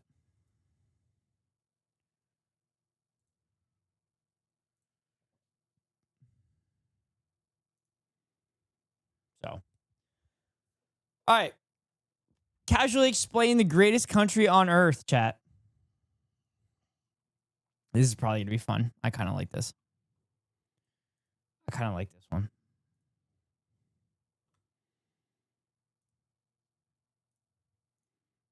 All right.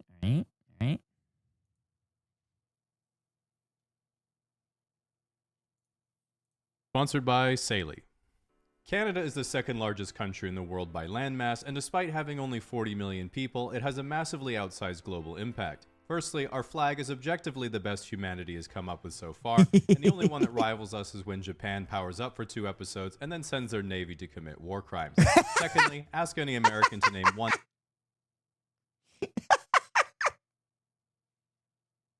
Is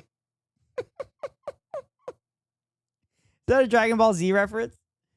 Non-economic metric that America does better than Canada, and they'll say, what's a metric?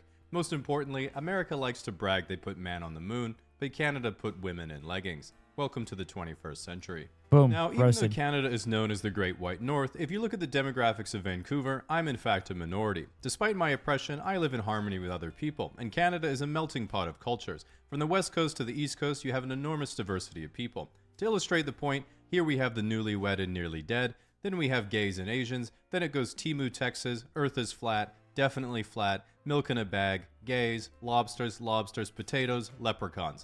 All the other territories are climate change insurance.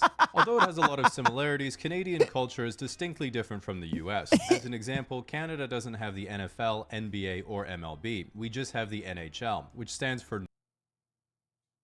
I mean, you do have sports teams in the NBA and the MLB.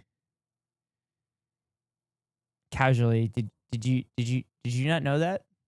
No houses left. While we've tried nothing to solve this, we're all out of ideas. Because us cool Canadians on the west coast who have pine trees and somewhat acceptable weather don't relate so much to everyone in the lame eastern provinces who have maple trees and funny accents, the Pacific Northwest has previously thrown around the idea of creating our own independent sovereign territory called Cascadia, which would mostly include British Columbia, Washington, and Oregon. The idea came about when we asked ourselves if an economy could be sustained purely by fishermen, lumberjacks, and pride parades.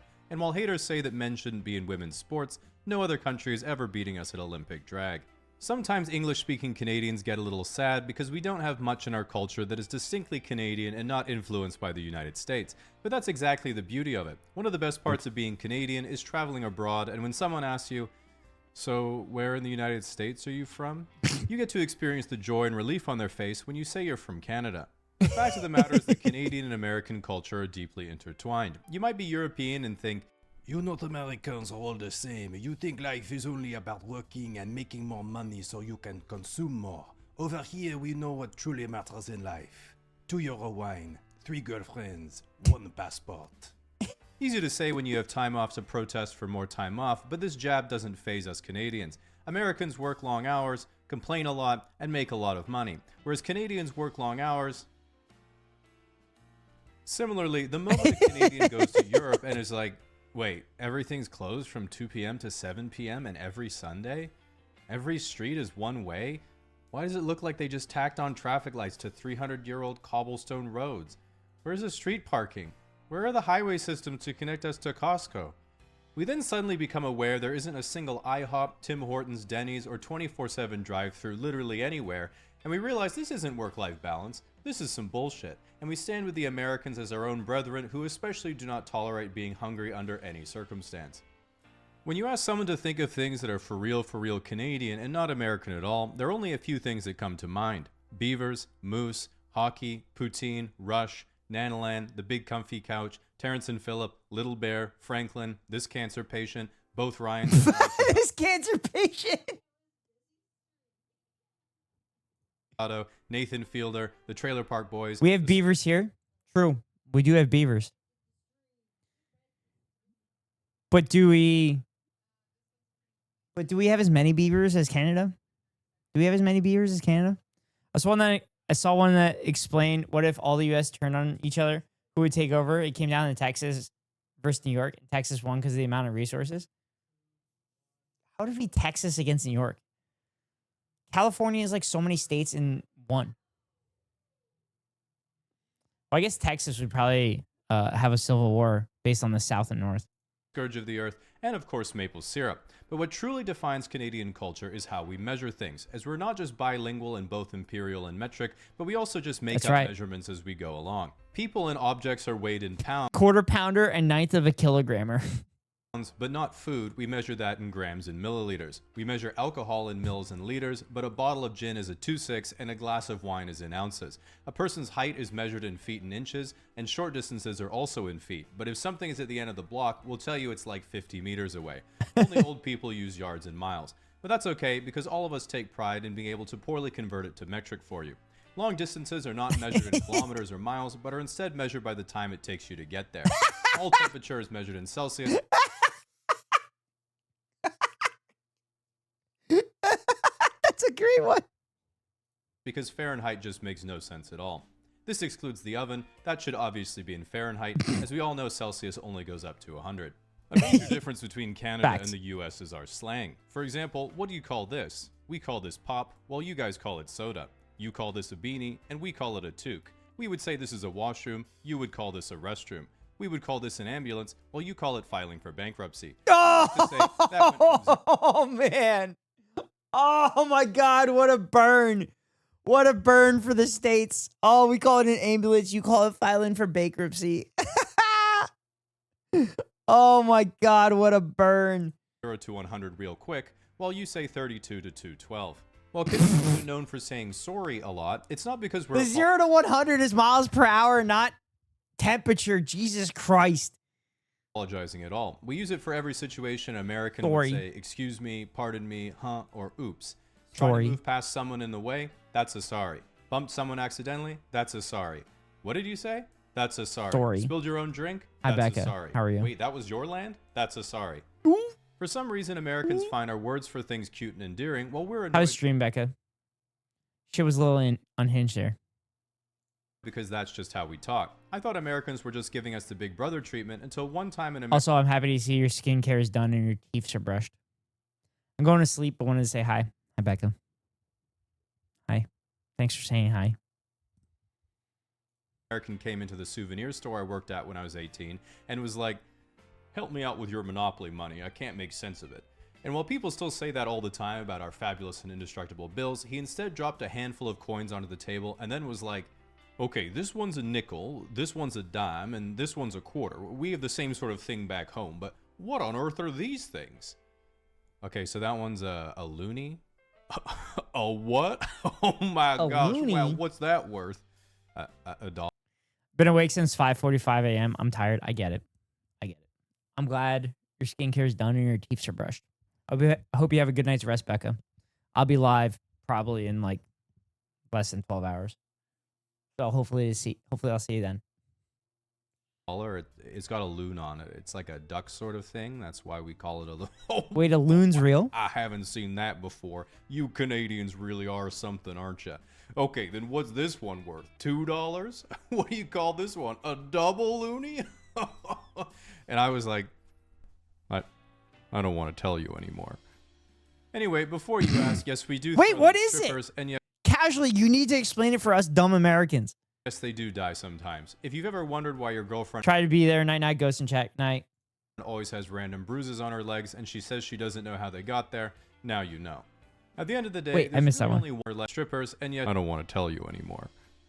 Anyway, before you ask, yes, we do throw them at strippers, and yes, they do die sometimes. If you've ever wondered why your girlfriend always has random bruises on her legs and she says she doesn't know how they got there, now you know. At the end of the day, there's We throw them at strippers and sometimes they die. Jesus Christ. That's how your girlfriend has those random bruises on her legs. This guy's fucking great. Yeah. Yeah, they have red eyes too. Hi, Suji. How are you? Hi, Suj. There's really only one way for Canada to be better than it is, which is if Air Canada were replaced by literally any other airline. Besides that, only a few suggestions have been worth considering, like when Hump threw around the idea of the See, I literally was just told by somebody that Air Canada is amazing. That's interesting. Hello, I'm good. And you? I'm good. I'm tired. I think I mention this all the time in stream, but like every day of the month of September, I've either been working or on the road traveling. So, your boy's tired. And I probably have another week and a half until I give myself some time off, which then I'm going to be practicing for my check ride retest, which isn't exactly taking a break. So, I hear mixed things from air maple syrup. Becoming part of Canada. While this would increase the amount of provinces we have to 60, it would require some sacrifices. First of all, the force field we built on the southern border would have been for nothing. Secondly, guns would be everywhere, particularly in my possession, causing a threat to general safety. While Americans would finally get universal healthcare, that would bankrupt us all. And while the little morsel of British education we still have in us would be cancelled out by the American education... Wait, is he talking about invading? Is he talking about invading the United States? Super Cascadia? Yes. When Trump threw around the idea of the United States becoming part of Canada. While this would increase the amount of provinces we have to 60, it would require some sacrifices. First of all, the force field we built on the southern border would have been for nothing. Secondly, guns would be everywhere, particularly in my possession, causing a threat to general safety. While Americans would finally get universal healthcare, that would bankrupt us all. That would bankrupt us all. And while the little morsel of British education we still have in us would be cancelled out by the American education system, I'd finally be able to get a good brisket. Oh my God, that food not a would be bad great. trade-off for America to be run by Canadians from here on out. Now, if you're someone who's been threatening to move to Canada every 4 years if the guy you don't like gets in, you're cooked when I get in and there's nowhere to go. At least nowhere that's covered by your cell phone provider's roaming plan at a reasonable price, which is why today's sponsor has you covered. If Ethical I were the reacts, dictator of ethical Super reacts, Canada, ethical I reacts. would be advising my inner circle to flee to places like Australia or Japan before my incompetence could take its toll. But that might be annoying because it would cost $10 to $15 in roaming fees per day for most people, making it not worth the effort. Instead, if you just I did that for a download while. Saley on your phone, you can quickly and easily download an eSIM. eSIMs are the way to go, chat. And sell coverage in over 180 countries, entirely eliminating roaming. Your phone has to be You can unlocked, also though, choose which means regional you and have to have it. multi-country It has to be packages paid if for. you think I'm going to hunt you down whatever country you flee to. Other than saving money, you avoid the risk of losing your original SIM card if you want to try to finesse the locals for a physical SIM, which I have personally come out the loser of every time so far.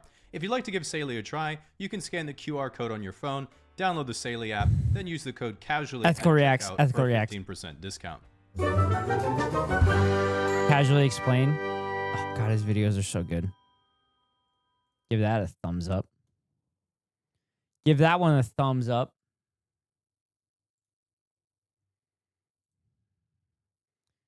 All right. Parents think eSIMs are the devil. I think it's a great idea. Yeah, eSIMs are awesome. Except like they severely limit, like there's a severe limit on them. Like when I was in Japan, when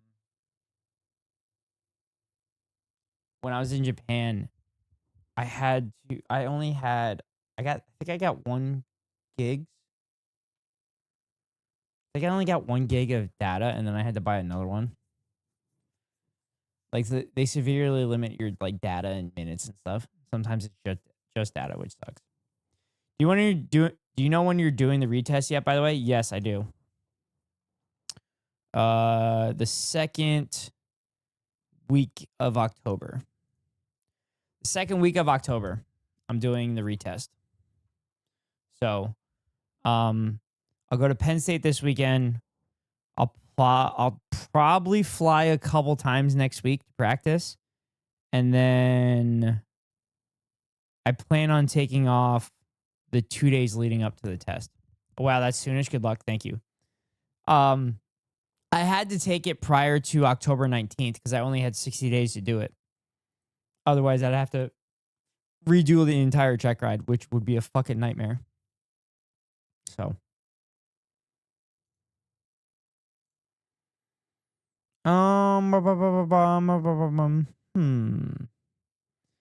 There's videos I want to react to, but they're so fucking long. They're so long, chat, and it's not something I want to react to on stream.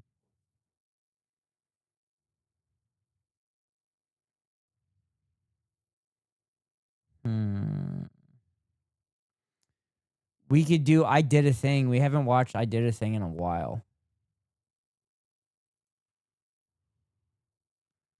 We haven't done I Did a Thing in a while. Since he did the burning down my new house to prove a point. So he making a headset that's illegal in every country. This sounds like How you going? This sounds like an awesome idea, chat.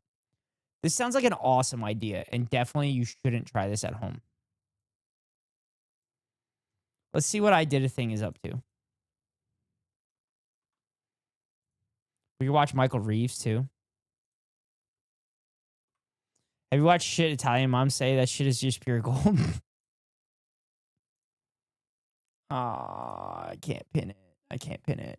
Shit. I hate when it does that. There's 2 parts. Oh, I'm sure there's way more than 2 parts.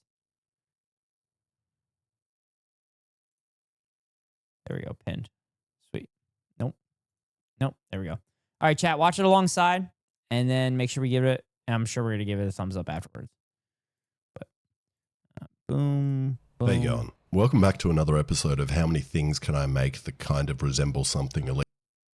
There you go. Welcome back to another episode. Michael Reeves of is How Many great. Things Can I Suji, I know you. How did I know you would love Michael Reeves? How did I love that your nerd ass would love Michael Reeves? make that kind of resemble something illegal but definitely aren't? Before I get arrested. And today we've got every Japanese gamer's wet dream. A headset that kills you if you die in game. Oh, what? Oh, God.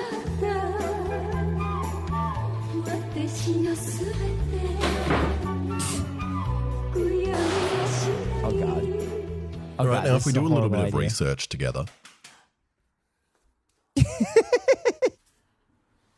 you'll find someone already did this. The creator of Oculus Rift apparently made it. But did he really? All I can find is this one concept Can't art take it off. image, which This is fucking crazy. Also, that was Boy Boy. That was fucking Boy Boy's legs, and he probably hiked up some briefs. Actually, he probably did that naked for the bit. has these rods with nothing in them and no mechanism to fire them. And also, he is still here. So if he did make it, it didn't work that well. But I'm not going to trash talk him too much. I've recently learned to hold my tongue. So I'm just going to copy his design. And first to work out is the spiking brain problem. And I reckon I'm going to try use some pneumatic cylinders, as they look similar to the concept and should be easy, but I've also never played with them before. So I bought a bunch of different ones and immediately came across my first problem. Why are you not working? This switch. Once I fixed that, I found my second. Pneumatic cylinders of this bore and length ain't going to get through rubber, let alone a skull. For some reason, I thought they would work, like in No Country for Old Man. No matter how thin I Yeah, that's also literally how they euthanize cows and shit for food. Sorry, chat. Trigger warning. make the spike or the skull, they just don't work. Does not work. Blank wrecks. How did it go off? But since I already bought some pneumatic cylinders and I like the aesthetic of having air hoses poking out everywhere, I'm going to use them to hit the rounds. Nope. And the little ones don't work, so I decided instead of just trying this perfectly fine bigger one here, I would just make my own, which shoots this round bar into this round, which nicely clips into the end.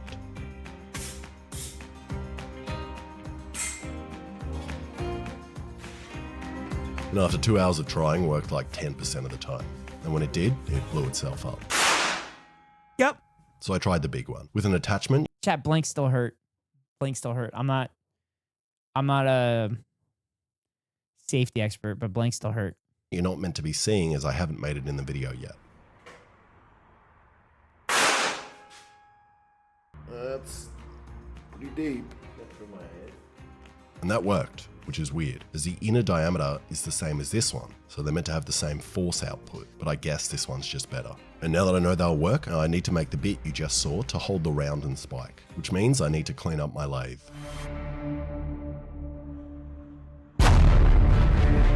And turn down this pipe to dock perfectly inside this pipe. And for the barrel, I've made the mistake in the past. Docking, chat. Steel, which They're is not the docking. best, as it's mild and stretches under extreme forces. So I got this stuff, 4140 steel, which is extremely tough and very hard to work with. But what I found helps is jazz and lubricant, which covers up the sound of you ruining your carbide bits.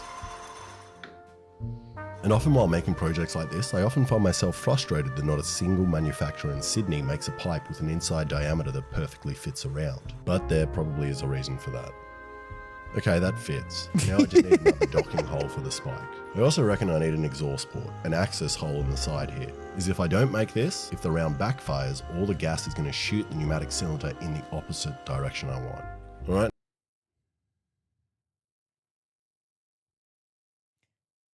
To be fair, that is safety information. That is safety information. So that's probably important to include in the video. Now I need to work out how to attach this to that. And what I think would work really well is some of the ugliest welds you've ever seen on this nut. Ew, he's welding nuts. Allow me to screw this bit on. And for the firing pin, the easiest thing I could think of was just to put a weld blob on top and then grind that into a sharp point, which is actually exactly how the Australian Army produces their weapons. Now I just need one more. And to save me the trouble, I just bought one off Amazon. Now I need my headset, and this Oculus Rift has been with my I just bought one off of Amazon. The exact same thing that he just manufactured. family for generations. My grandfather used it on the boat while migrating to Australia and passed his time in the rough wavy seas by watching VR. Oh my God, it is And I've AI. been using it to Australia. Chad, it's AI. The oar is in the boat. The oar is in the boat. That's not how oars work. Unless like it's a different kind of oar, but like that's not how oars work. And passed his time in the rough wavy seas by watching VR porn, and I've been using it ever since. And to attach the spiking rods, I just put some PVC pipes on some flanges and painted them black. And then also spray painted the pneumatic rods, and luckily ran out of paint just in time before I get cancelled. And these fit nicely. So now I need to work out the hard bit. How do I get the computer to talk to the pneumatic... What in the world? Welcome to I Did a Thing, Hollykin.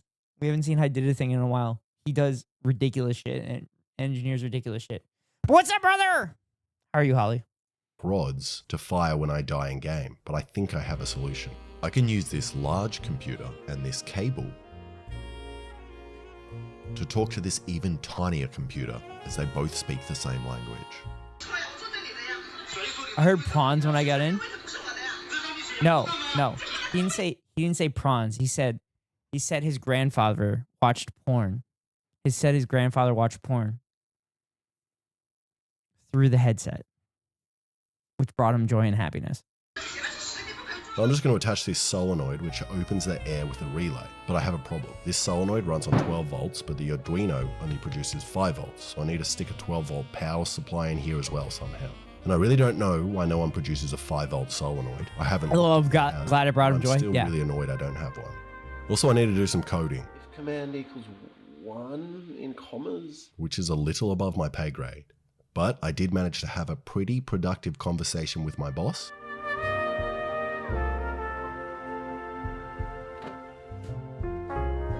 And I increased my pay and figured out the code. Okay, this shit, I don't know.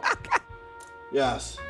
And after a process of elimination of jamming wires in random holes and placing alligator clips on random pins, I've got this. And now when I tell it to open on the computer by pressing 0, it should trigger the cylinder. So let's test it out with a nail. So Holly, he's making a headset that when you die in game, you technically don't survive IRL. Oh, I hate this. 3, 2, 1. Oh my God. Holy shit. And even though I remembered to put an exhaust port... So basically Sword Art Online. I don't know what that is. But you know more about that stuff than I do. On the metal pipe, I forgot to put it on the headset and blew it up, but it works, and drove the nail into the mannequin's head, but not that deep. And I think that's because my firing pin is too aggressive and breaks the round, letting a lot of gas escape out the back, hence the pipe exploding. And the pipe exploding is something I really should have planned more for. Same with my life, although my online business was easy to run and more. Ethical reacts. Today's video, Odoo. Thanks to Odoo, you've got an all-in-one management software platform that simplifies day-to-day management of any business. With their suite of applications, you can track project progress, deadlines, budget, resources, and collaborate in real time. Focusing on Odoo's CRM application, it is a comprehensive... Sword Art Online is about players who become trapped in a full dive virtual reality game where death in the game means death in real life, with only escape being to defeat the final boss on the 100th floor. Here's a Google summary. Is it an anime? Is it an anime, Hollykins? Customer-centric tool that helps you manage all your business needs. With it, you can easily track your leads, manage communication with clients, get accurate forecasts, and close those money-making sales. Jerry, close that. Why is he always barefoot, Chad? Using the Kanban view, each opportunity is presented as a card with all essential information in the front. For how many metal shavings he has on his floors, he is barefoot a lot. Easily drag them from one stage to another like a board of sticky notes. When talking to your client about pitching your business and closing those deals, you can send emails, schedule calls and meetings, and have internal exchanges all from within the app, ensuring easy access to discussion history. You can also forecast and track your results with revenue forecasts. So no more juggling a million platforms platforms just to get a job done with Odoo CRM. It came out many moons ago. Well, I'm many moons ago old. Application, you can do everything. The best part is you can use the CRM app for free, since Odoo's first app is free for life with unlimited hosting and support. So get your business organized today by clicking on my link in the description to get started for free with Odoo. So I remade the pipe and cut some exhaust holes and tried again.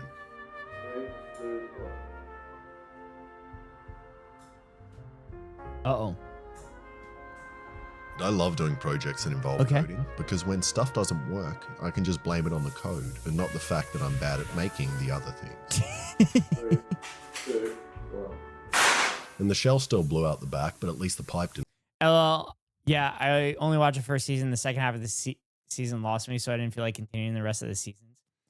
Yeah, I tend to follow through on things. I was just talking to... Oh, God, who was I talking to? I was just talking to somebody about reading and how, like, when I start a book, I, like, will refuse to stop reading it. The last book I tried to read and refused to stop reading was Moby Dick, and that was, like, the only book in, like, 20 years that I just stopped reading. I'm currently in the middle of reading Lenin. Blow up. So I'm going to move on. Didn't explode. Then I just strapped the solenoid to the back, but didn't... Moby Dick was a lot. Moby Dick was a lot. I couldn't get through, like, the first... I think I did, like, 60 pages or something like that. I never tried. Yeah, Moby Dick is... It's rough. It's very hard. Leave enough room for the hose fitting. And I should just move it, but I could also just... I got the book for free, too. And now, because I'm using pneumatic I should move it, but I'm just going to grind it down. pistons, I think normally you would use 2 solenoids, but I'm saving this one for a very special occasion. So instead, I'm just going to use a splitter on the air pipe, but I don't have the correct size pipe, so I need to cut one of my own. I didn't have the right pipe. And now this here. looks awesome and really sinister, like something out of the Matrix. Speaking of which, red pipes or blue pipes? I think blue looks better. Okay, now it's time to test it with both rounds and nails. 3, 2, 1. Uh-oh. Nice. A leak. That went perfectly if I wanted it to not work. And after some testing, something is very wrong with the solenoid, and it's letting air out before I open it. It's not meant to do that. And I was going to buy a new one, but decided to open it up first. And I'm not sure what idiot put that piece of tape in there, but if you look very closely, they left me a clue. Their fingers were covered with paint. Who could it be? Follow that clue. They went downtown, where their trail was starting to run out. But luckily they stocked up on more paint before heading east and getting into an altercation with a gang, where they seemed to limp off, injured. But that's where my investigation went cold, as they ditched their fingers at the scene of the crime. So I took the tape out and tried again with 2 rounds. The amount of shit he fucking does for the entertainment aspect in his videos. And they both fired, but that's weird, I can't see the nails. So either they traveled all the way through the head, or I purposely forgot to put them in, as I want you to wait till the end of the video to see what they do to a watermelon. But also the reduced pressure from the 2 pipes now strikes the round with the perfect power, and they don't break out the back anymore. I bet he forgot the nails on if you're purpose. smart, you'll realize I still haven't addressed the telling the computer to fire these when I die in game. And that's because I'm an idiot, and I would rather put on this headset than attempt proper coding. So I need someone that knows about coding and bullets.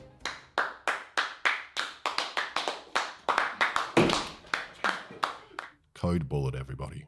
Hello, I'm Code Bullet, and I've been tasked to write a program that can tell when we die in Minesweeper. Alright, now you're gonna need to pay attention, this gets complicated. We look at this pixel here, and if it's yellow, we're alive. And if it's black, we're dead. That's it. That's the whole program. It's honestly super embarrassing that Alex needed help with this. It's literally looking at a single pixel. And I have no idea what that man just said, but let's see if the program... Oh my God. Oh my God. Oh my God, that coding is so fucking easy. Oh, where's Ask How when you need him? For those that don't know, there's a smiley face where if you die, it literally becomes a frown face with dead eyes. But if you don't die, then it literally just stays there. It stays as a smiley face. So that's the coding that he's doing. That one little pixel. Here, I'll show you. to write a program that can tell when we die in Minesweeper. All right, now you're gonna need to pay attention. This gets complicated. We look at this pixel here, and if it's yellow, we're alive. And if it's black, we're dead. That's it. That's the whole program. It's honestly super embarrassing that Alex needed help with this. It's literally looking at a single pixel. And I have no idea what that man just said, but let's see if the program works. I just copy-pasted your code into ChatGPT and said, do this in Python. Okay. And we'll see what happens. Wait, did he say he just copy and pasted it in ChatGPT? The problem we ran into was that we couldn't click on the specific pixel on the smiley face that alerts the code on when we die in game. But we managed to shrink the size of the mouse, which worked. If we die... So we should hear a click, right? Well, there's no background. Oh, okay. I don't want to get covered in watermelon, dude. No, it's not. Oh. And that click means it's time to play my favorite Cambodian child simulator game, Minesweeper. Oh my god! Wait a minute, my favorite my Cambodian child game, Minesweeper. Oh my god, I can't believe he just did that. Just like I can't believe I'm about to run an ad at the top of the hour, because at the top of every hour I run a 3-minute ad to avoid pre-roll ads for any new viewers. If you want to avoid the ads, you can pay, I think it's like $5.24 for 25% off for 1 month subs and 3 month subs, and 30% off for 6 month sub because it's September. Or you can get lucky and get gifted a sub, or you can link your Amazon Prime account to your Twitch account and get a free monthly subscription from Daddy Bezos to your favorite streamer. Hopefully it's me. If it's not me, hopefully it's Kiko or Holly. But anyway, here comes a 3-minute ad break now. I broke my tooth. Did you break it on potato tacos from Taco Bell? Did you break it on potato tacos? Also, Keko, did you hear that joke? That was a banger joke. It was a banger joke. It was such a good joke. Ad time. We'll see you on the other side. I didn't. Here, I'll play it again for you, Keko. There's no background. Oh, okay. I just got back from breaking my tooth. Well, here's the joke. I don't want to get covered in watermelon, dude. No, it's not. And that click means it's time to play my favorite Cambodian child simulator game, Minesweeper.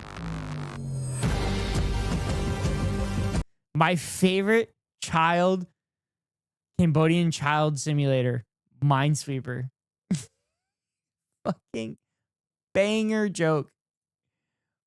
Oh my god, what a banger joke. It's so good. Also, Keko, how did you break your tooth? Please tell us how you broke your tooth. I really want to hear this. Banger joke. Oh god, I didn't even think about that. Pun was not intended. I have no idea. The fuck? Are you grinding your teeth?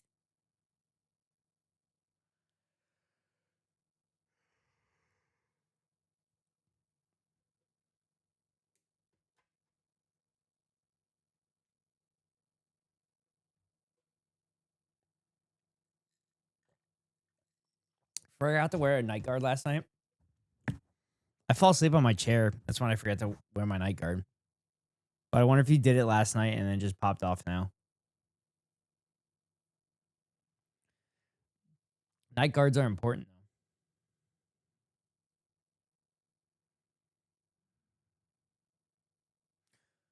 though. 1 minute left for the ad, and we'll bring Holly back in. So, do you have, like, pain in your tooth right now? Do you have to go to the dentist? Do you have to go to the dentist to take care of that?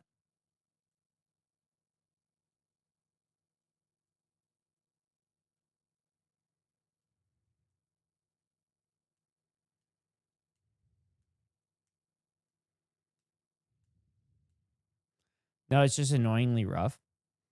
Oh, yeah, you probably have to go. You probably have to get that looked at. When's your next dentist appointment? Please tell me you have a dentist appointment scheduled. Dude, I bet you have decent health care. Maybe. I should make one. You don't have a dentist appointment. Keko, you should go to the dentist once every 6 months. All right, ads are over. Holly's back. This is paper rock. Yes. Back from the ads. Oh, I know, Holly. I had it. I was looking at all of it. one I could click could be a mine. So we're playing now? We're on. Wait, this is so stressful. Wait, do I go now? Wait, do you want to go? But there's no way to know. Well, I think I'm just gonna send it somewhere else. Yeah, okay. That's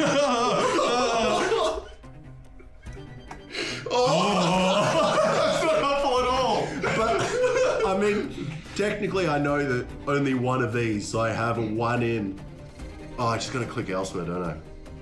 You gonna what? I'm just gonna click elsewhere. Yeah. I hate this so much. I hate this. Oh my god! Oh my god! So bad! Normally you have so many clues. I'm risking it. Only one of these 8. Yeah. If I get the bomb out of the one of the 8.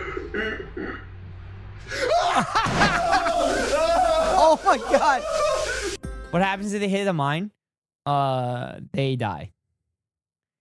They're creating a gaming helmet that when you die in a video game, you no longer exist IRL. So this helmet, these goggles, end things.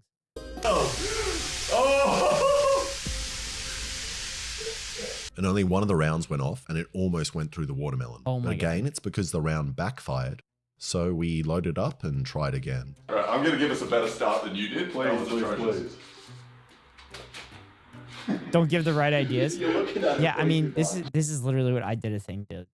He started the thing being like, hey, I did a bunch of stuff that are really bad ideas and are basically borderline illegal, like a tampon gun and all kinds of other shit. Where are we thinking? Alright, you're right. You get the bomb the first go. Just shoot. Come on! No, it's a again! This is a really bad game to play with this headset. This game sucks. Yeah. The graphics are terrible. Honestly. Whoa. Yes! Oh, yeah! That's how we do it. Okay, let's Yes. I just need to remember to click the right one. Yeah. Now will be... Okay, 1, which means this one is right? This one is also should be right. Oh, okay. That's clear. This is clear. Right, turn around. I got you. Wow. Yeah. That was... That misclick would have killed me. And both rounds went off. He that time. misclicked! In the slow-mo, you can see both nails flying straight through the watermelon Oh my god! and through the plywood sheet, which means this headset definitely does its job. And I did the calculations Holy and they traveled 45 centimeters in 2 frames at 240 frames a second, which means they were coming out at 200 k's an hour even after passing through the watermelon. And it also works. Chat, 200 kilometers an hour? Holy shit, that's like 120 miles an hour of nails going through your head. Oh my god, it shoots a projectile through your head? Yeah. Allegedly. Not in a video game, I guess. too well, and that's the problem with building things like this. He's using blanks to fire off these nails through the object. I can't actually use them and try them on myself and feel the fear. So we're going to do it with these TENS units. Oh, yes, it does. And the building is even simpler. All I've done is hook up this button to the relay, and then Code Bullet changed the code to recognize damage in Minecraft. Then I somehow convinced they're gonna Martin zap 'em? Cito Pants, Code Bullet, and Boy Boy to play everyone's favorite Sudanese child simulator game, Minecraft.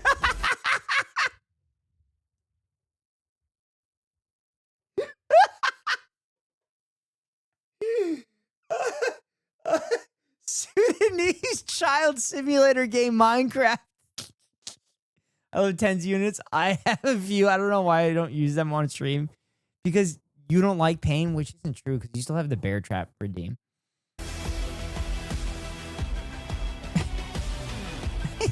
So I've never played Minecraft before, and the plan was just to meet up in game and see if we could get along while trying to survive the night. Immediately Hey!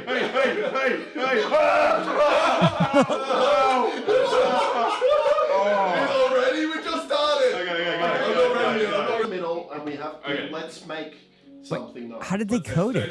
Away from me. Get the fuck away Get the from me! fuck away from me!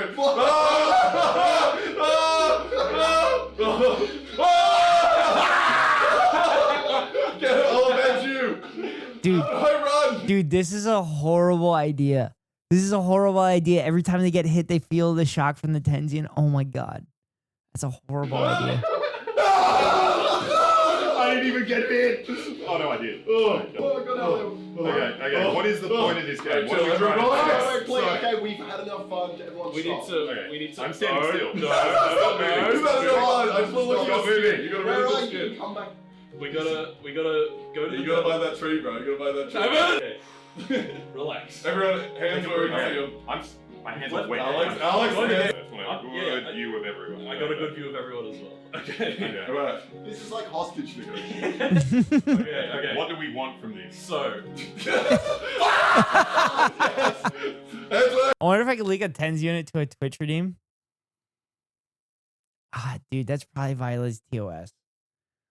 That probably violates TOS. Just a guess. Because that would be inflicting harm on the streamer. Even though you're consenting to it.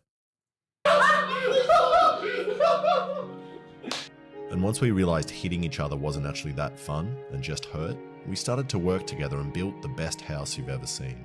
Hey, there's a zombie over here. Cool. Get the fuck away. Let's get it. You on my property? Hey, if I put something down, I pick it up. Can they hit us? Oh, beat him up. I can hear them.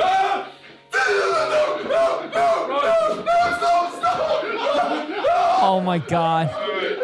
Oh my god, and they're gonna keep getting hit. They gotta keep their hand on the mouse and shit.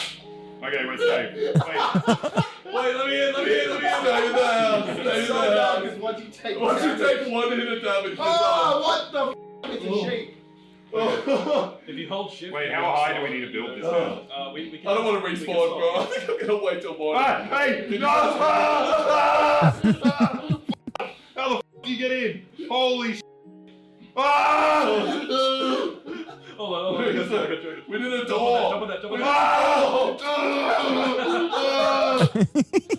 in. No. It's just one zombie. Can I just die?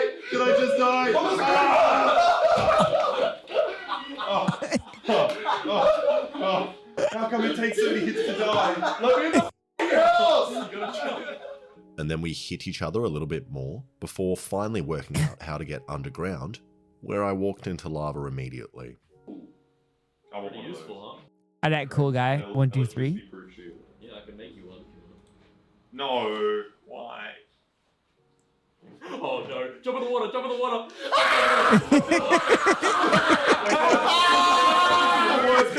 Fire. Oh my god. Oh my god, he was on fire, just kept getting zapped. Worked well, but we all have burnt arms now. Big thanks to Code Bullet, Boy. So you do a TENS unit because it's not doing actual harm in a life-threatening way? Wait, it's like actually like specified? Did you see that it was, did you see how he was reacting to that? That looked harmful. Boy and Martin Cedo Pants, who also uploaded a full video of us playing Minecraft. And also, if there are any people watching that are currently building a torture dungeon and want another device, I'll sell you this for $78. I'm negotiable if it's a good cause. Thank you so much for watching. If you like that, please subscribe and check out some of my other stuff. Jesus Christ. $78, Keko. Oh, fuck. Thumbs that up. I did a thing once again, doing a thing.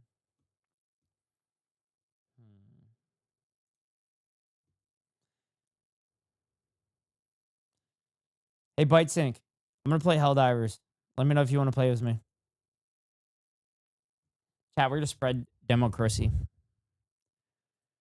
We're going to spread democracy.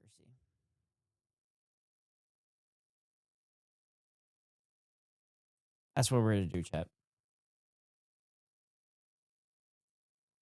Spreading democracy.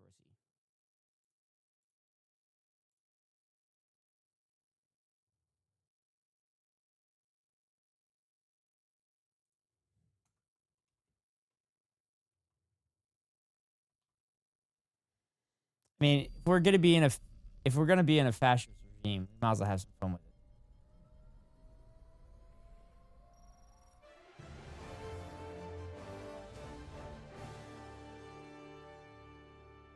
Yes, spread democracy. Yeah, democracy. Super Earth, our home. Prosperity. Liberty. Hi there. Let me see those democracies. Democracy. Our way of life. Oh, hello. Dude, this is never not funny. But freedom doesn't come free. No! Sweet liberty! Dude, I was listening to Red Barrel's podcast, and they said that rightists think that this is make fun of left. What? No, not at all. All right, I'm gonna fill up a water chat. That is, unless you make the most important decision of your life. Prove to yourself that you have the strength and the courage to be free.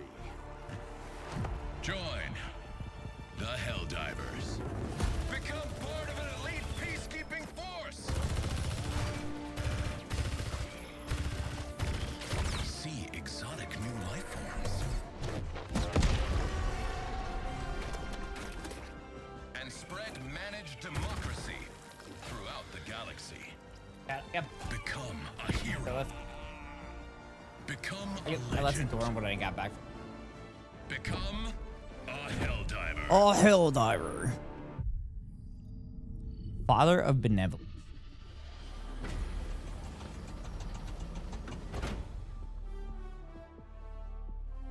Yeah. Yeah. Major order completed. Major order. Ooh, 2 of them? All right, chat. Right now, I'm not seeing anything. So, I have to options. Display.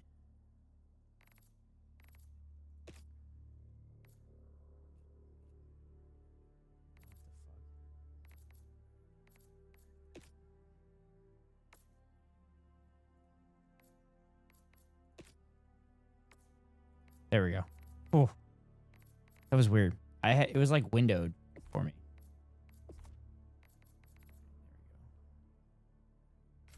Sweet. All right. Let's see, chat. What are we doing? What's the plan? Success. The Helldivers have seized the automatons' ill-gotten habitat tech while holding Hellmire. Yes. Oh, fuck it. No. Great expedition in Gloom has been met with undue resistance in order to seize the hive world and its abundance of E711. That's not oil. Is it a special kind of oil? It's ill. Eel. High Command has approved a number of improvements and augmentations at the Democratic Space Station. Application of quintuple coating of spore-resistant polymers, installation of prototype atmospheric autoclave. Implementations of crew-wide spore quarantine protocol. The spore-resistant polymer coating that allows super destroyers to enter the Gloom has proven time-consuming to apply using traditional methods. Fortunately, engineers and Carlia possesses the ideal gravitational atmospheric conditions for aerosolizing these polymers, allowing for spray application that is efficient, accurate, and airway safe. However, this planet lies within contested Illuminate territory. The Helldivers are ordered to seize Carlia from the Illuminate, establish a secure perimeter, blah, blah, blah, blah, blah. All right, chat. I guess we're doing this.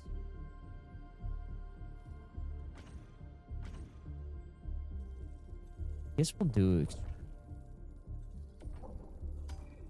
Hey, can I get? Fuck, what happened? Can I get to these yet?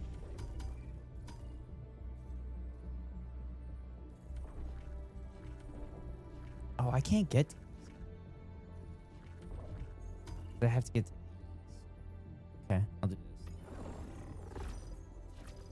this. Disrupt illuminates opaque and sinister machinations of this region. Operation Impact. Completing the operation contributes to the planet's liberation. Greater Strauss. Completing this operation helps reclaim the city. Successfully reclaiming city significantly contributes to the planet's liberation. Okay. Actually, it says it significantly contributes to the planet's liberation. Okay. The sector is occupied to eliminate invaders and must be freed. Initiating FTL Okay. to the Allied system. Okay. Let's see how this goes.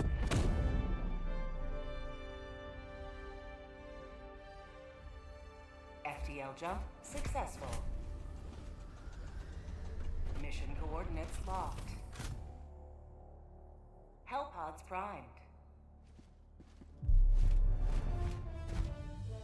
All right, let's do this, chat. I've been interested in play this game for a while. I wish Plank was awake, because I think Plank has been wanting to play this game with us. I was actually thinking about playing this game tomorrow morning.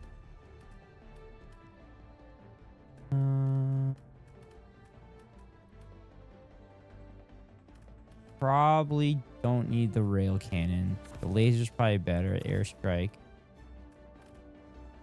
Quasar cannon and my shield. Then we're gonna do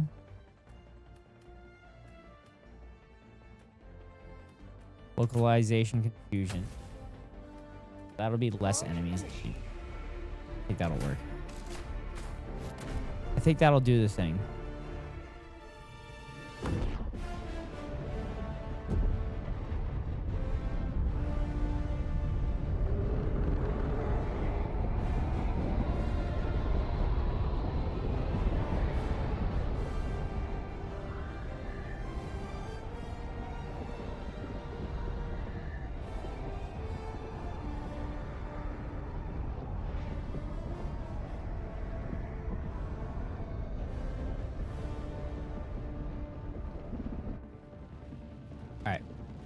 Alright.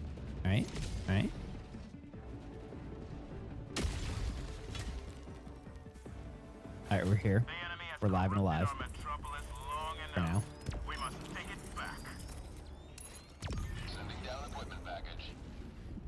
Oh, shit. Fuck, I'm over here.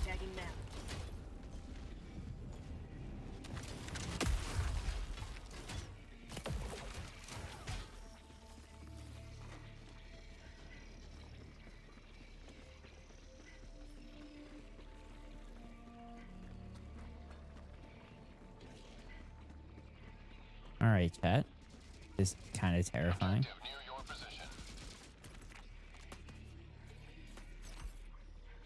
Oh, they're...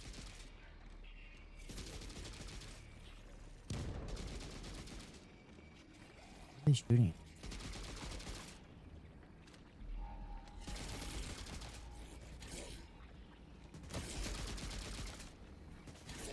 Try to hide.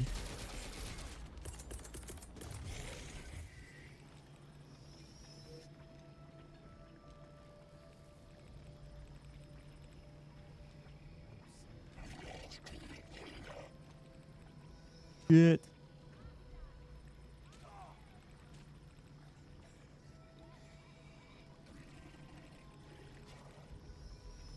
They saw me. Saw me.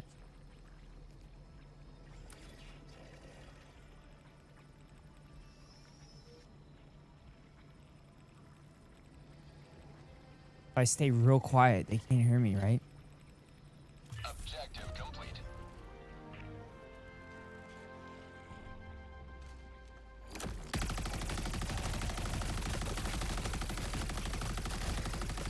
Oh shit. That didn't work. That didn't work. Samples.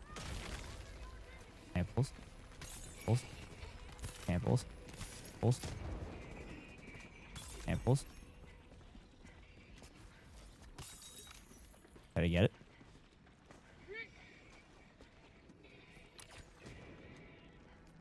Dropping a pin. I just kept shooting at him.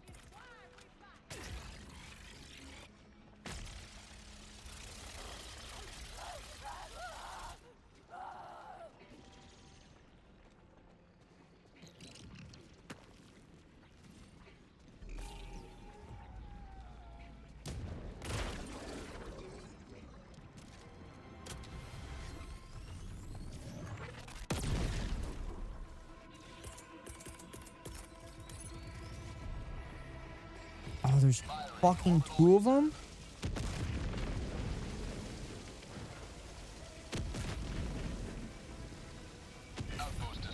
Alright, that takes care of those. That takes care of those. Oh shit. Oh shit, they saw me. They saw me, chat.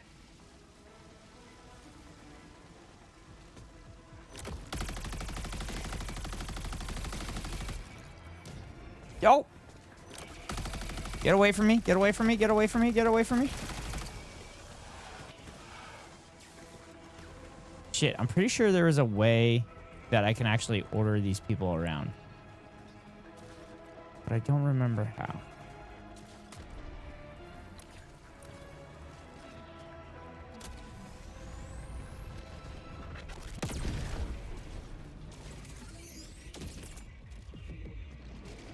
Oh, shit.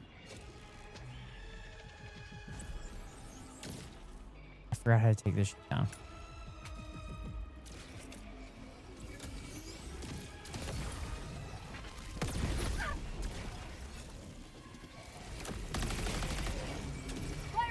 Uh-oh. Not great. Not great.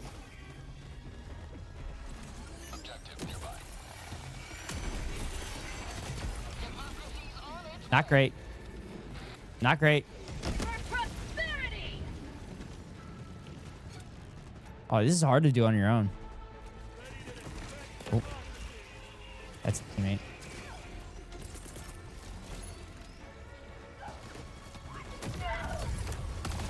Oh, fuck that. Holy shit. Fuck that. I thought we killed that thing. Request approved. Reinforcements have been launched. Oh, shit. My stuff's over here somewhere. That's right there.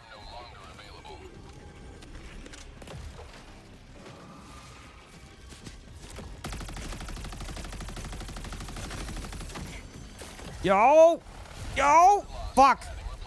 Fucking lasers and shit. Still here working and lurking. Thank you, Holiday. I appreciate the lurk.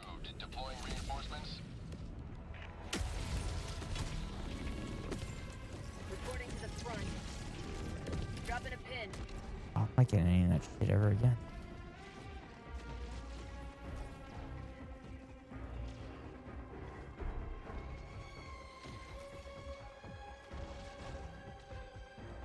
God, this is worse than the bugs. They just fucking swarm you.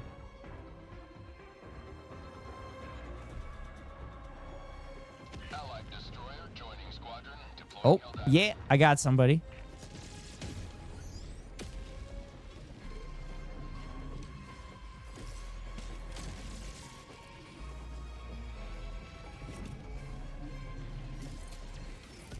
Do you have a nade pistol? If so, take the shield down with the laser cannon and lob a nade inside that shit. Instantly blows up.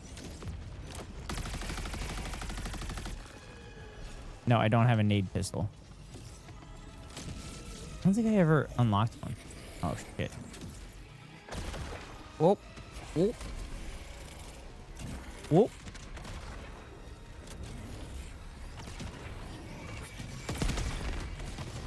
Yep. Blow their face off.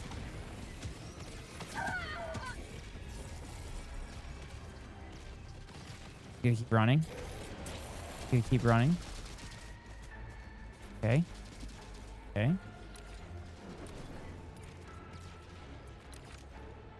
Oh, I'm like here. Oh. Nope. Pick that up. Pick that up. Fuck.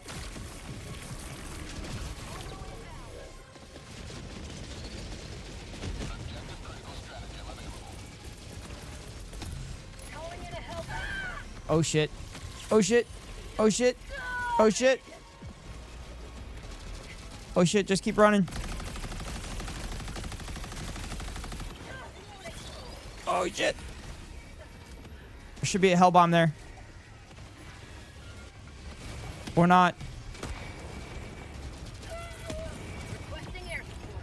I might have just took myself out. Yep, I did. I did, but I'm still alive.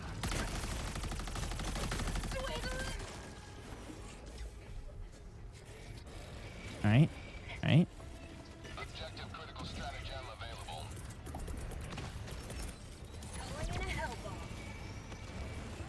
I'm just gonna... Oh, fuck.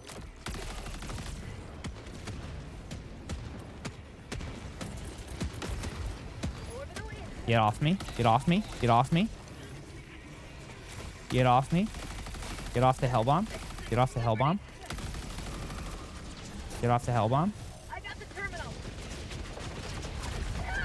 No! Shit! I had it.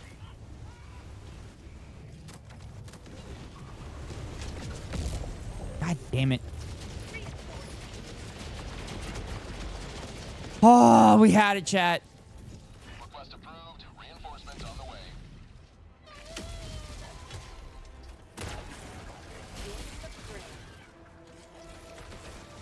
Fuck me. All right, I'm out.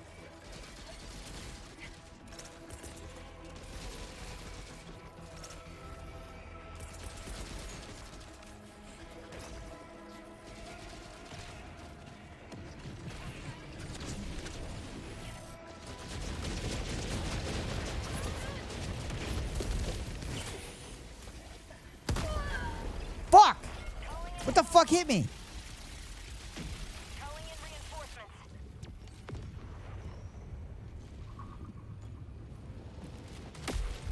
Request approved. Reinforcements on the way. Should be able to get my all my other shit.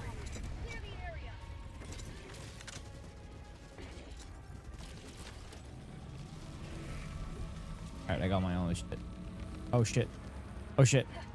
They activated the help bomb. Yes! Got something done. Sweet.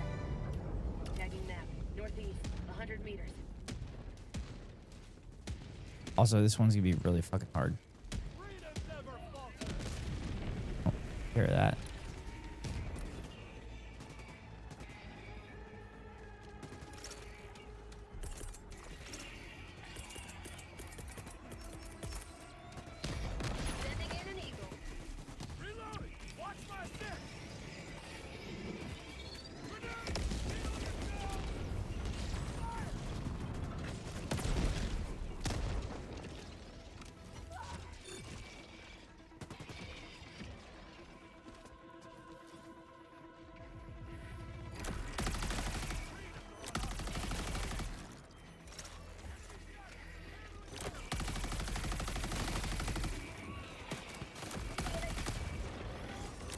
Oh, this is a horrible fucking idea.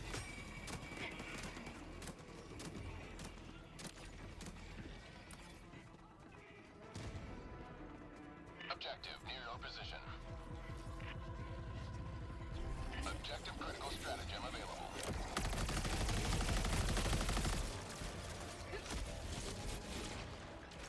Objective critical stratagem no longer available.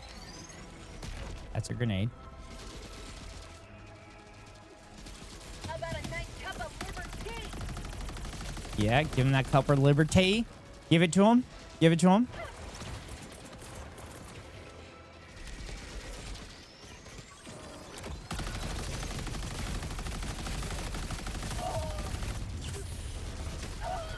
Yo! Yo! Oh, fuck!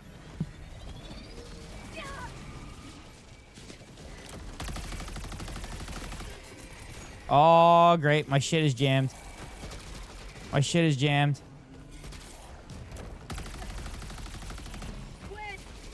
Oh, God. Run. Run faster. Can't liberate with this broken arm.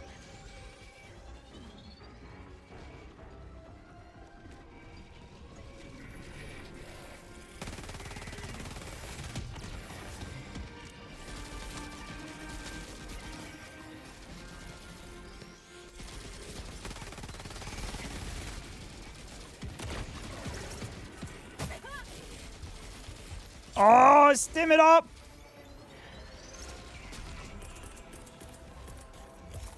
Fucking lasers.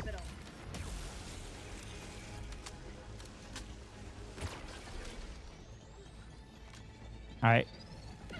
I have full health now. full health now. Just running around in circles. God, this is so much fucking harder than like the bugs and shit.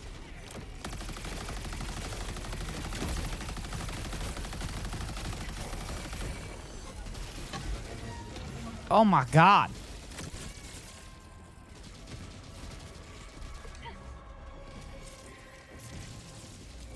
This is so much harder. Chat. I wonder I don't play this game as often as I used to. Better late than never. Facts. What's up, Spicy Water?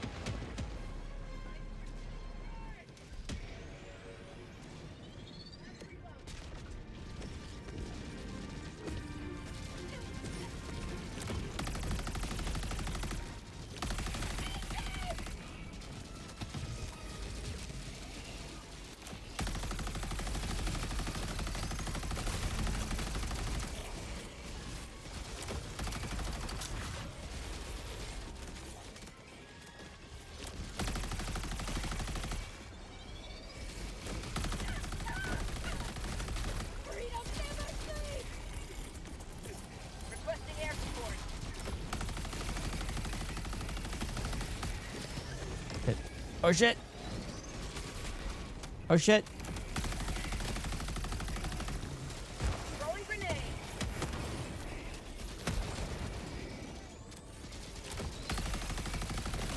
Almost accomplished it. Damn it. Why does my gun keep getting fucking stuck?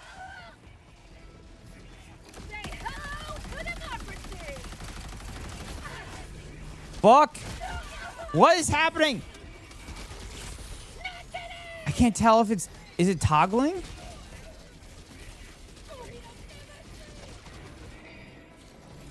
Oh my God, the flag is almost up. The flag is almost up. Yes! The flag is up!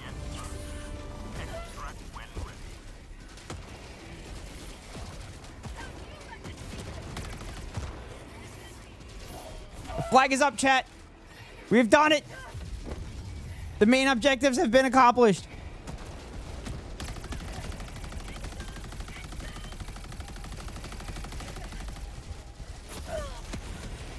I took it out. I protected my partner to the best of my ability.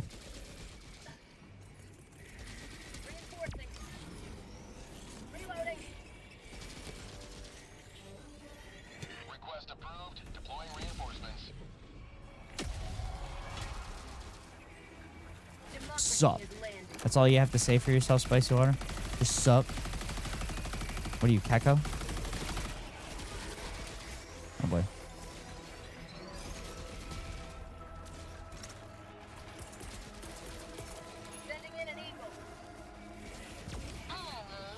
Blow that shit up. Blow that. Oh shit, I clicked off the screen. Oh God.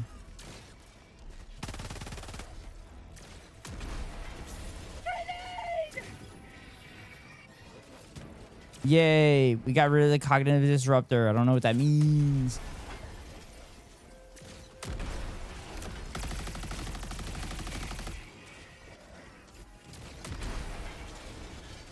I'm not even fucking close to my shit. Not even close to my shit. Oh. Throw a grenade in there. Yup. Yup. That's gonna take care of it. Grr. Grr. How we do it, chat. That's how we do it. We just run around in circles until we accidentally stumble into it. Oh, the lightning spire. Fuck. I mean, isn't that how most military is nowadays? We just run around in circles until you get lucky.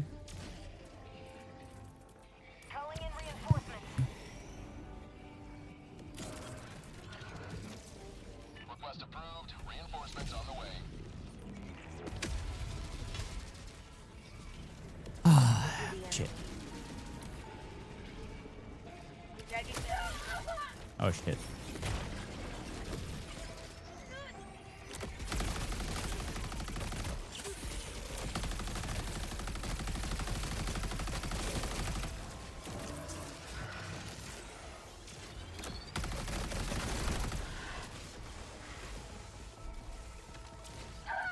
Taking it out. Okay, I got my airstrike back. Where's my shit? Shit. Where's my shit? Where's my shit? There's some of my shit? Oh, fuck. I didn't want that. Wait, where's my cannon?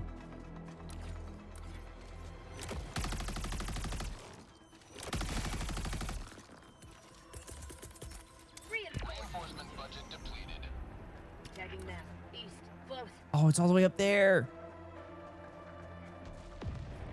Fuck, it's all the way up there.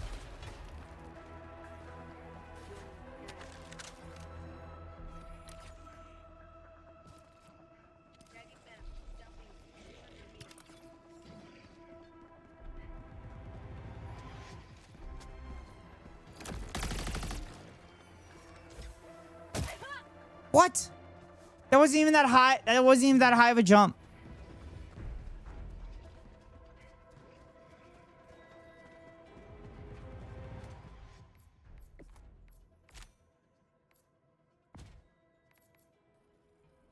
Bytesync, I invited you.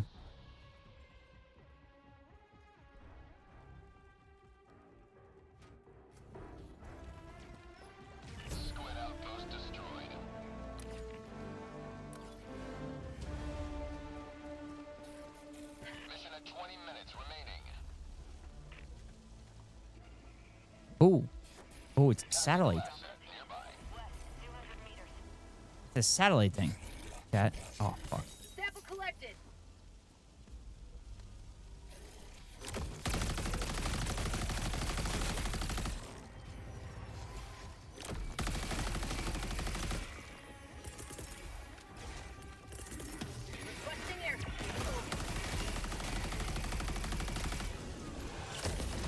Oh. All right. All right.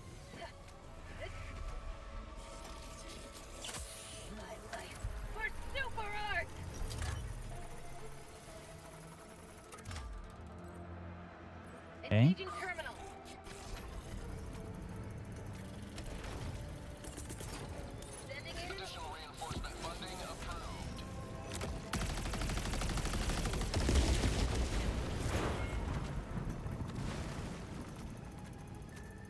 Okay, that gives me some time. Gives me some time.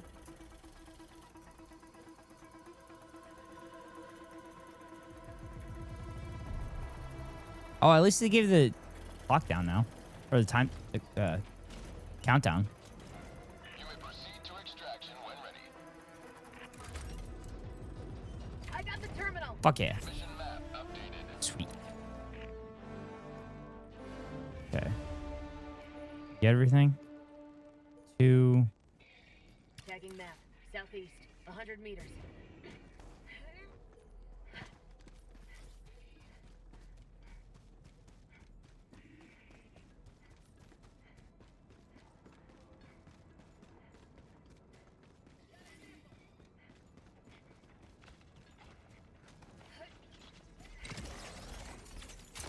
Oh shit. Oh shit. Oh shit. No! Fuck! Fucking goddamn lightning spire. You know, you think I'd learn. You think I'd learn, chat. Take it out. Take it out. Yeah, there you go. There you go. Oh, shit. Democracy has landed. Shit. Where are they?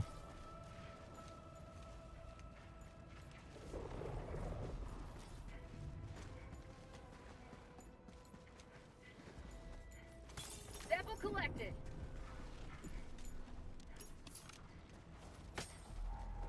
Okay, where's my shit? Fuck. Where's my Dropping a shit? pin. Southeast. 50 meters. Okay. So I got their samples.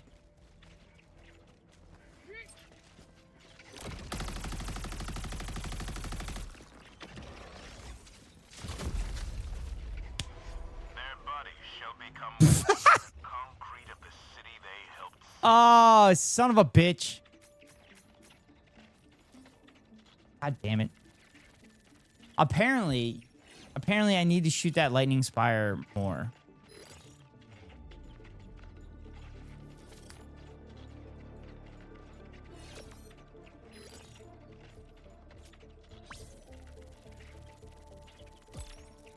I don't know if I have a grenade pistol.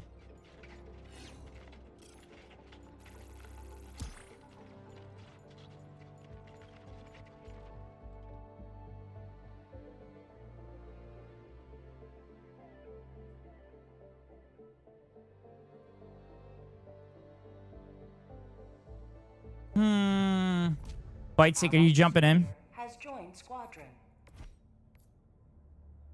Ooh, I had a lot of kills there. Interesting. The bullets conduct and arc the lightning back to you? Well, I mean, my gun is literally not bullets, though.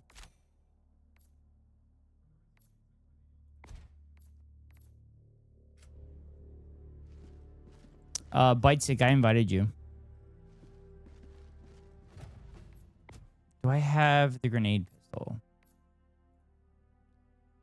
No. Oh, grenade pistol. Yeah, that'll work.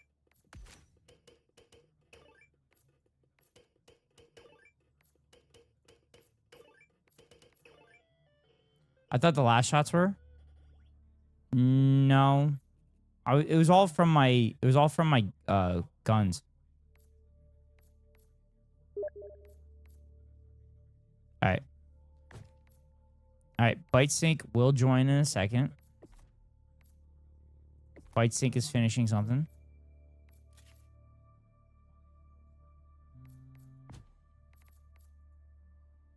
Yeah, that's about right.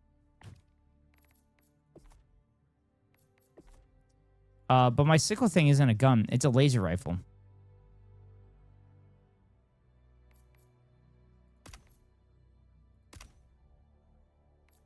Cycle weapon config? Wait, what does it mean cycling?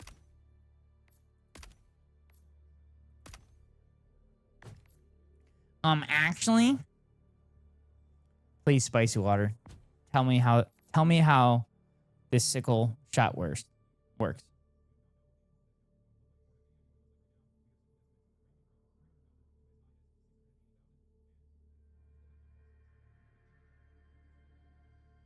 Please tell me how it works, Spicy Water.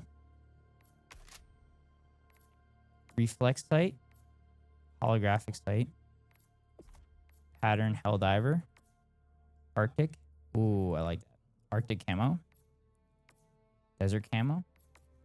Yep. Here we go, Arctic. I don't pretend to know. Well, I know you're not pretending to know. So I know you know. So just... Oh, holographic sight.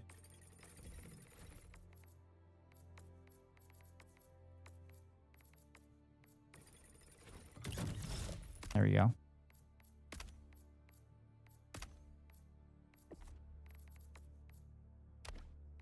Oh, nope. Shit. No, I want to equip it. Equip that shit.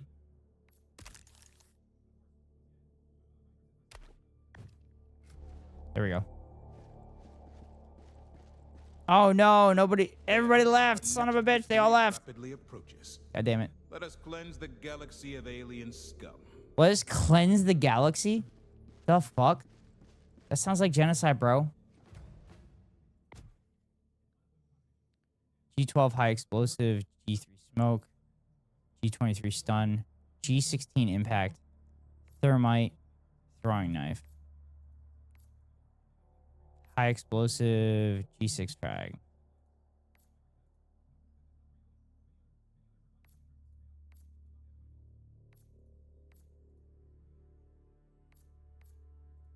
Yeah, that's better.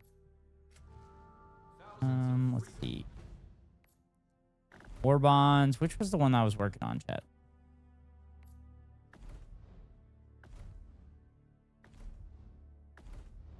Which one was I working on? This one's unlocked, but I haven't spent anything yet. No, it's not unlocked. Pineapple.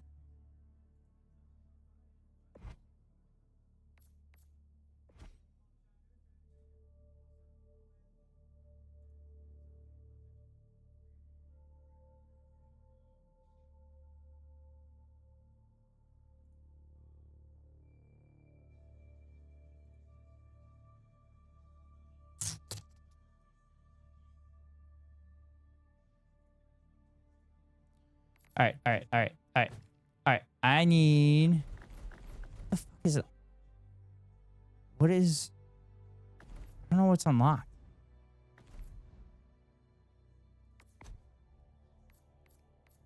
Oh, I didn't spend all of them on here. Oh, now I have. Okay, sweet. Inconspicuous black exosuit.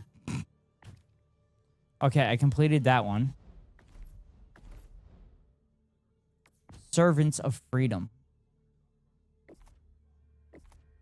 What is that? A portable hell bomb? Oh. Oh, it's literally...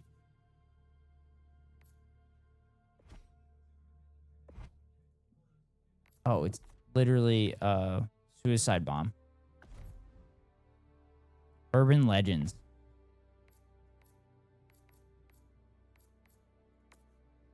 Concrete jungle hell pod pattern. That's actually kind of cool.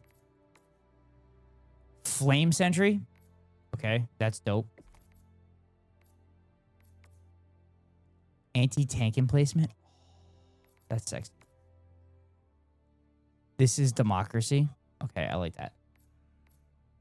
I like that.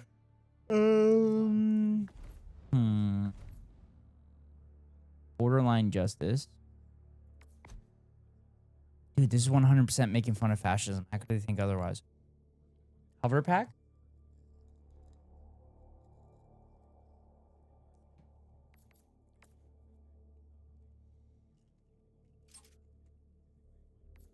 Head of dynamite sample extricator.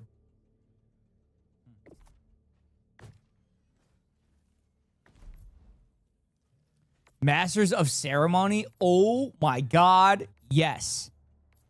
Give it to me.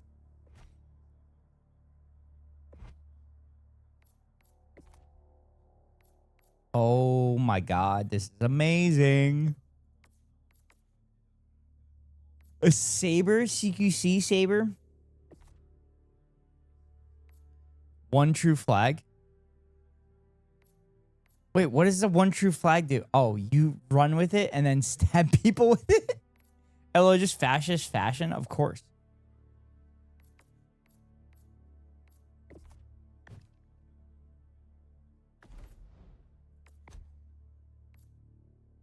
Oh, Bytesync's in. Yeah.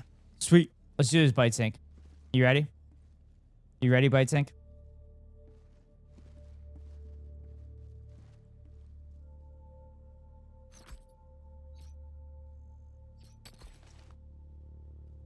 Alright. I'm in. Alright, Bytesync, let's fucking do this. One shudders to envisage what repulsive larvae gestates within the glue as we speak. Gumby, if you're interested, if you would like to join in on the fun. Take down the overship, activate a planetary defense cannon, and use it to bring down and eliminate overship. That's crazy. Evacuate high value assets. Oh shit. Okay, this one seems hard. Mission coordinates locked. This one seems not easy. Hellpods Prime engaging orbital thrusters.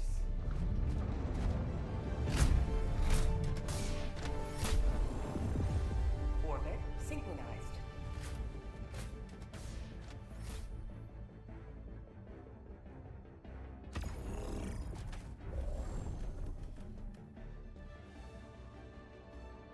Nah, I'm laying on the floor miserable from allergies. Cool seeing the new stuff though. Yeah, the new stuff's kind of cool. God, it's so fucking... This illuminate shit is so difficult though. The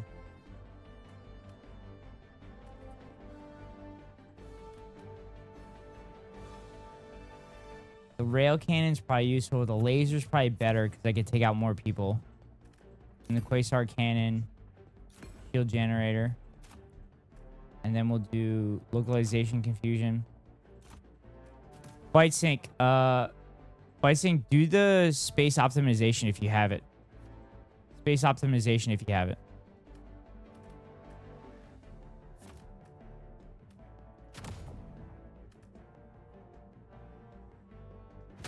Pod launch initiated.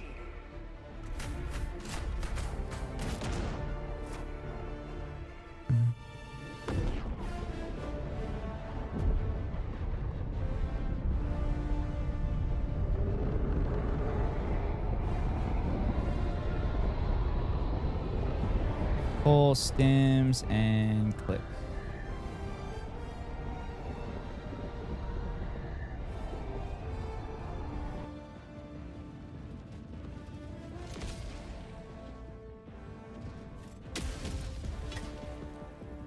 Oh shit, we should have did, oh, I should have did more cannons. Fuck. I should have did more turrets. That was a mistake. I fucked this up. Let's do this though. Let's do this just like I do it at the top of every hour. I run a 3-minute ad to avoid pre-roll ads for any new viewers. If you want to avoid the ads, you can pay $5.99 for a subscription or get lucky and get gifted a sub, or you can link your Amazon Prime account to your Twitch account. Get a free monthly subscription from Daddy Bezos to your favorite streamer. Hopefully it's me. If it's not me, then hopefully it's one of my friends. But here comes the 3-minute ad break now.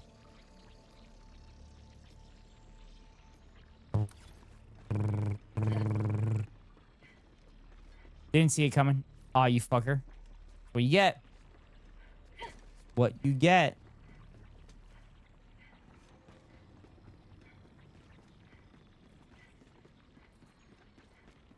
Oh, shit. Shit, we fucked this all up. We fucked this all up.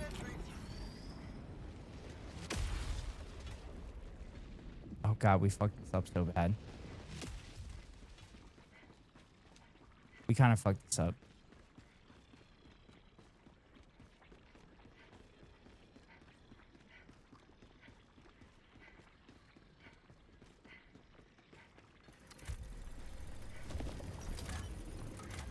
Oh, God, we completely fucked this up. Oh, my God, my bad, Bytesync. We fucked this up. I didn't realize what this mission was. My bad, my bad. Let's do our best. Tell your superior you fucked up and you're not requesting a portable hell bomb to make up for it. Oh, God. Oh, God. Oh, God.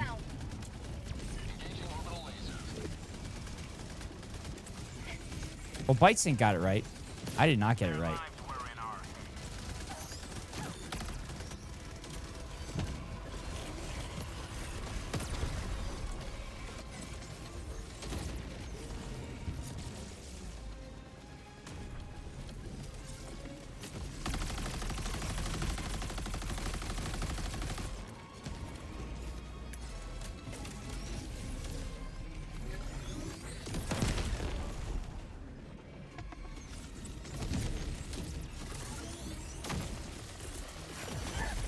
Ah!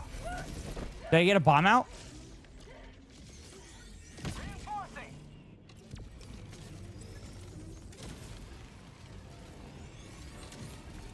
Request approved. Reinforcements have been launched. Reporting to the front.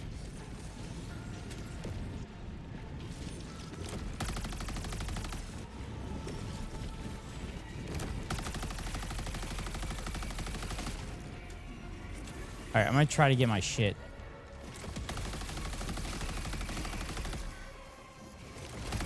There we go. There we go.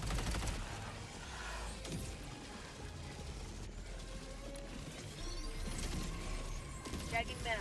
Northeast. Close. Calling down a sentry. Oh, drop down! Get my shield! Oh fuck! Oh fuck! Requesting air support.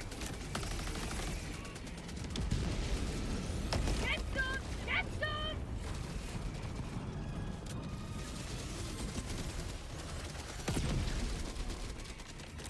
Quit!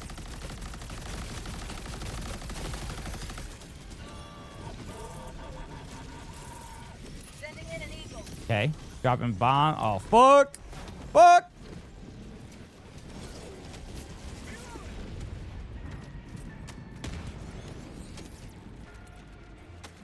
Shit!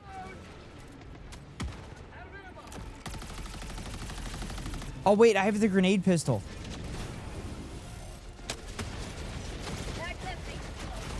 Oh my God, I got fucking eviscerated by something. That was insane. I got fucking eviscerated.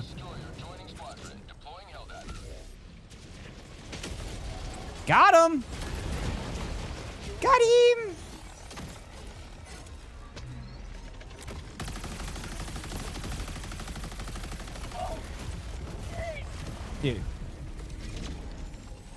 Dude, there's got to be a thing. There's got to be a thing with like toggling. Remember weapon functions.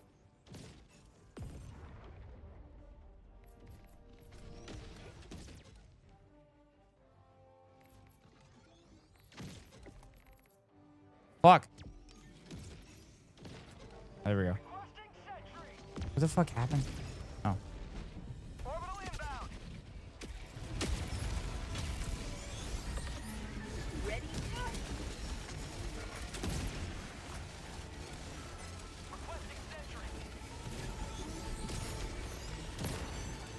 Oh my fucking god.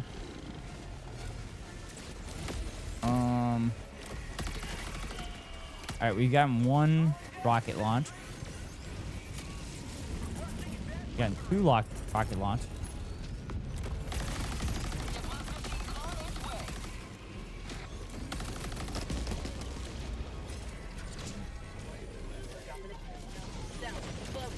Oh boy. Oh, fuck me. Yeah, don't get hit by that laser, chat.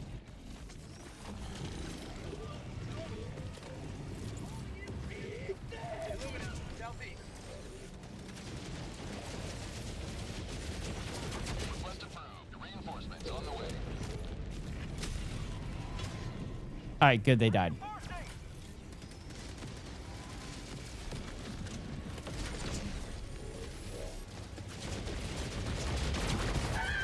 Oh, shit. Fuck! God damn it, there's so many of them!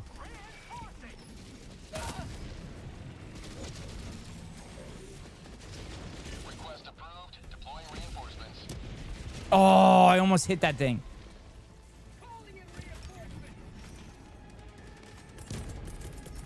Calling in reinforcements.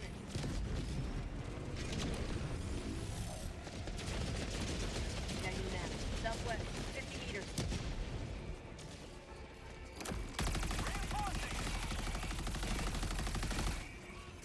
Calling down a sentry.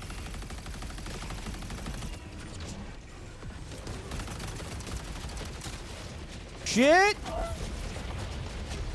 Dude, fuck that stingray. That stingray is fucking my shit up.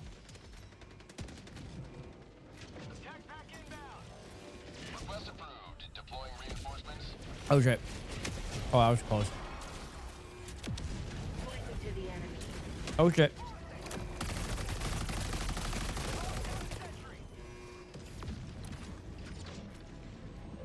Dropping a pin, southwest, 100 meters. Oh, oh.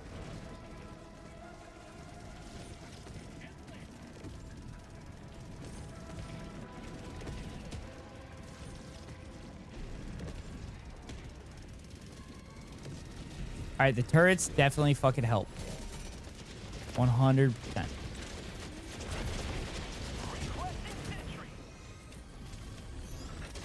right, where's... Fuck this stingray. Where the fuck is it? There it is. It's over there. Went over there. Where'd it go?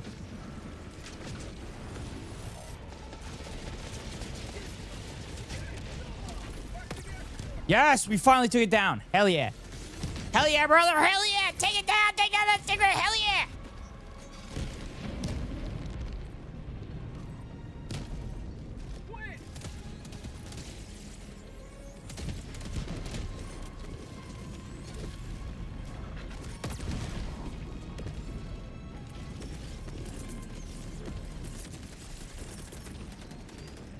Sending in an eagle. Here comes the cavalry. Sweet.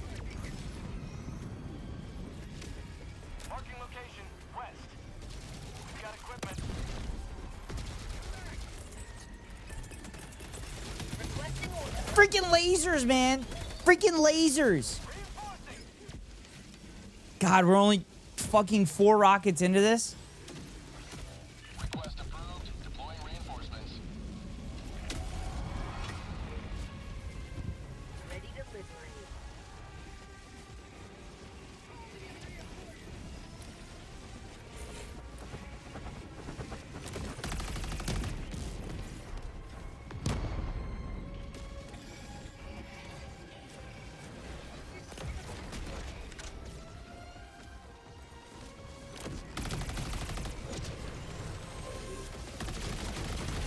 Oh shit! Fucking stingray.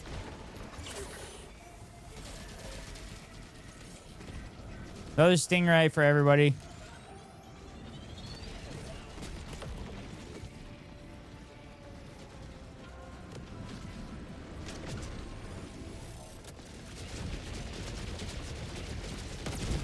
Fuck yeah! Hell yeah! Hell yeah! Fuck yeah!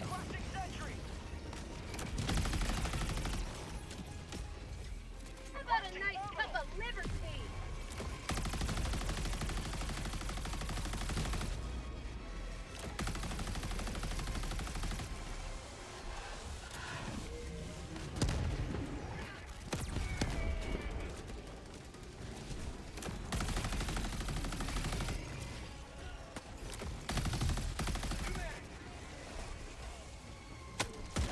Reload it. Not today.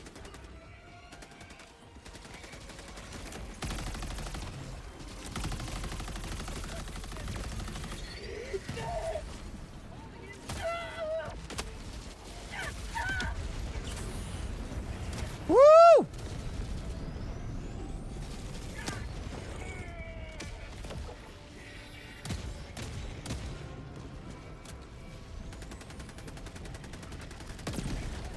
Okay, take care of that. Take care of that one. Fire in the hole. Take care of that one. Okay, it's on fire. It's on fuego. Alright, I'm gonna try to get on that turret there. Take it out. You should go full Baju accent when playing this game.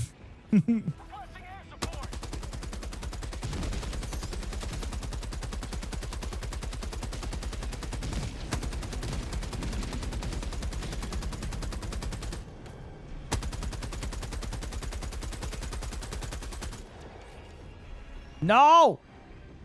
Fuck, I'm out of ammo.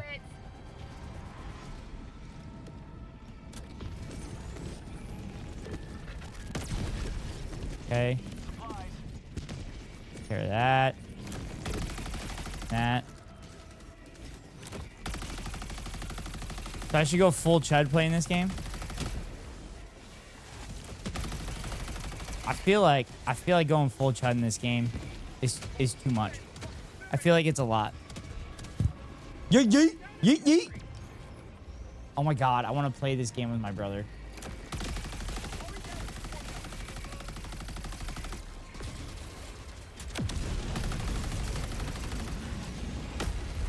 Okay. Okay. Still good. Still good.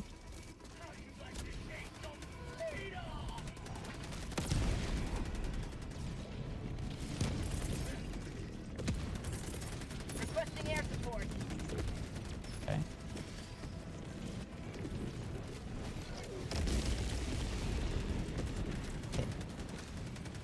Get anybody there?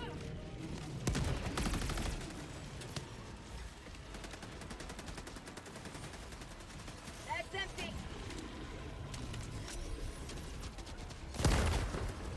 Fuck.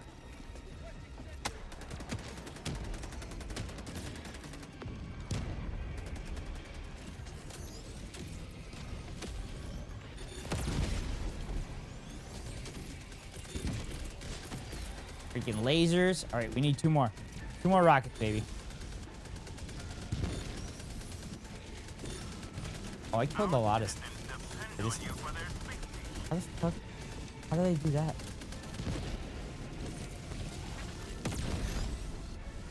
What the fuck? I hit that thing. There we go. Come on. Come on. Come on. You're doing so good. Thank you, Spicy Water. I know you don't really know what's happening. But I survived significantly longer than I expected, to be honest.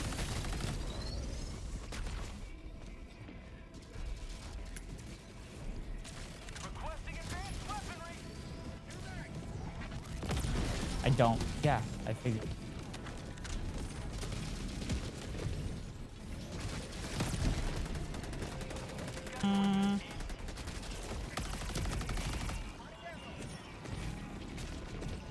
Oh, one more. One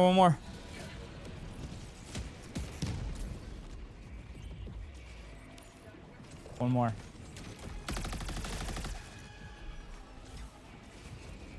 Oh, it's so much easier with multiple people.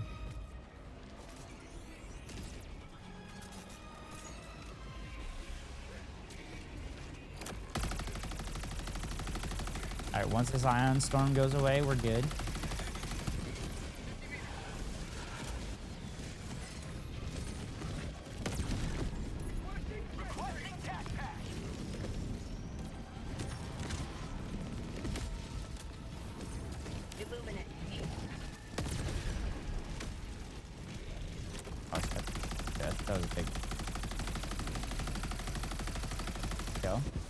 I'm too afraid to ask what game this is because I've never seen Helldivers. Yeah, this is Helldivers 2. This is basically Starship Troopers in a video game form. And it's making fun of fascism, which is why it's awesome.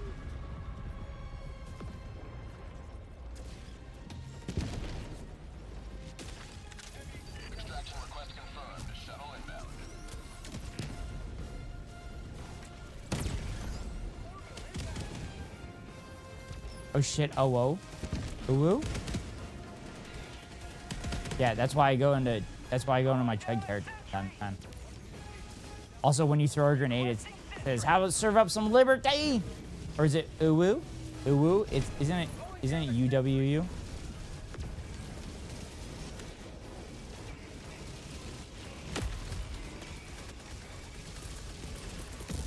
Sending in an eagle. Attack underway. Get the fuck out. Bytesync, let's go. Eagle 1 leaving combat zone to resupply.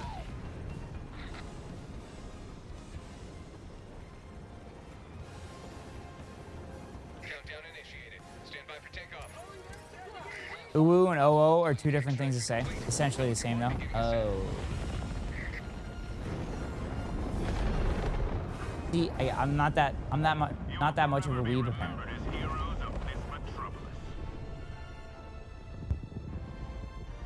Shield up for somebody, B2.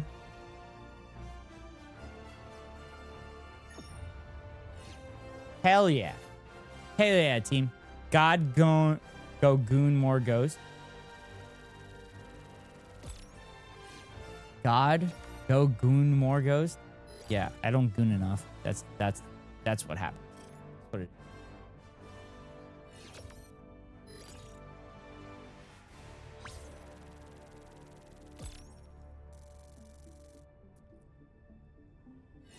Yeah, that's your problem. Yep.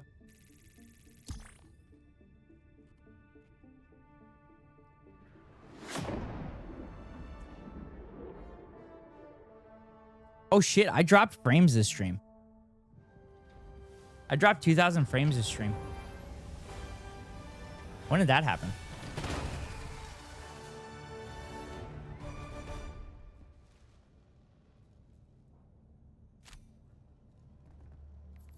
Welcome aboard, Helldivers. Dude, Bytesync, you've been doing some fucking work in this game.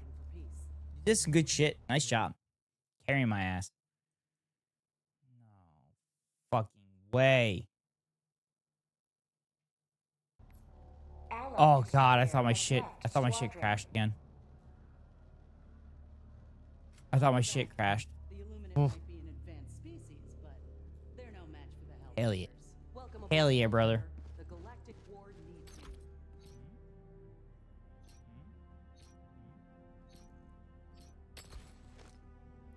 Hell yeah. Hell yeah, brother. Hell yeah. Hell yeah. One more mission. Hell yeah. Oh, shit.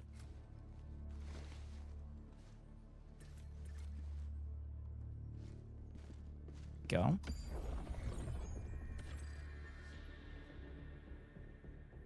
Totally bloody except for the gun. That's right. That's right. That gun is clean. That gun is clean as fuck. God, I thought my GPU crashed for a second. There was like a subtle pause in my stream and everything froze.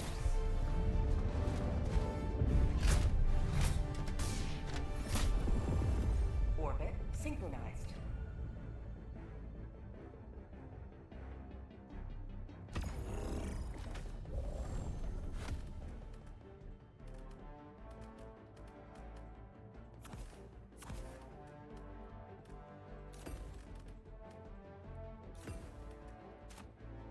There we go.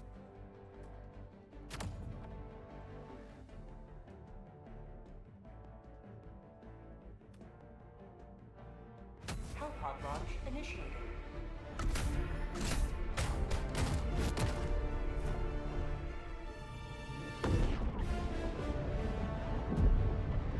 Here we go, chat. Here we go. We working, we doing it.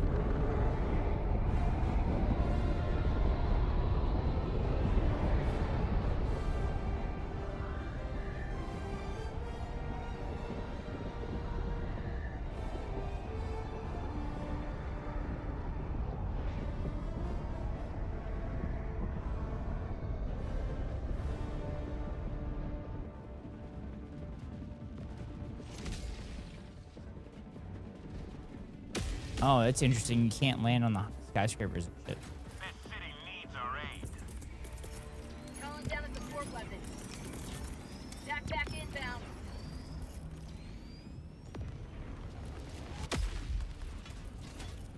Calling down a support weapon.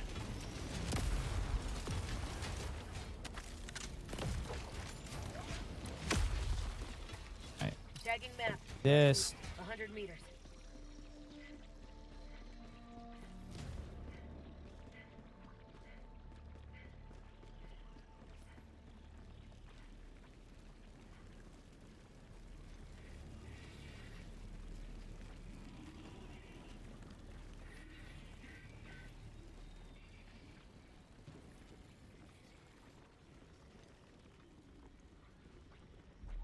Objective near your position. Come on. Slowly sneaking around. We're gonna do a quiet mission. Call it.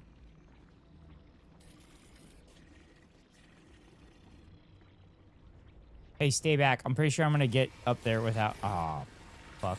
Never mind. God damn it.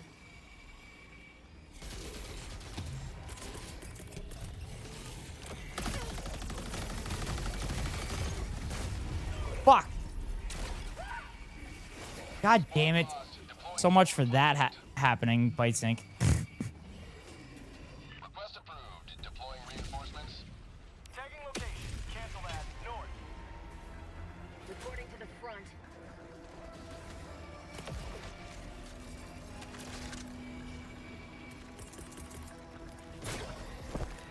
Oh shit. Oh shit. Shit. No! Fucking bleeding.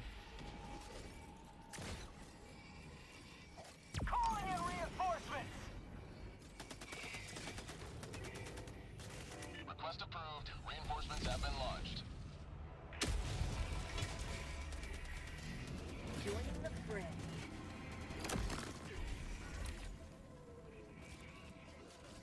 Dropping a pin. Northeast, 50 meters.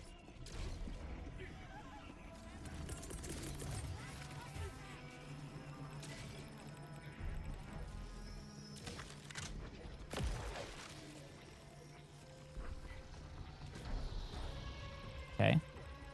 Bytesync's distracting. Bytesync's distracting. Such a good looking person. First samples. Bytesync, if you're distracted, you're not supposed to run with me. Rare sample acquired.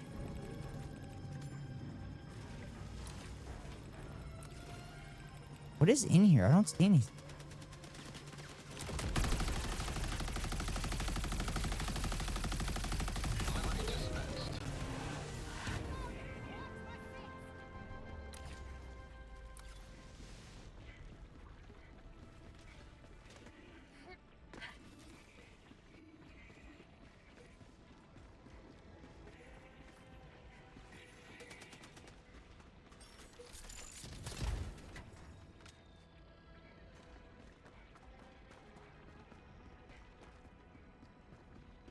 something. Rare sample of Oh! Super uranium. Sweet.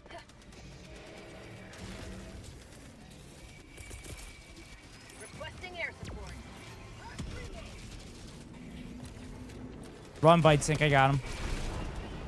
Ooh, that was a good one. Wait, is there more uranium around here? Got a sample. Sub-objective nearby.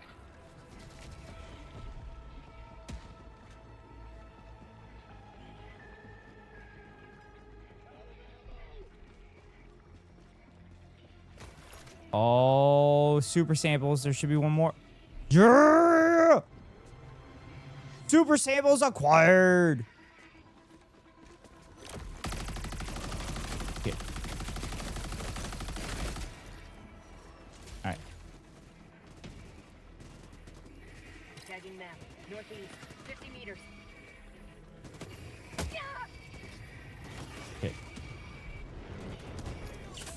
Feels good.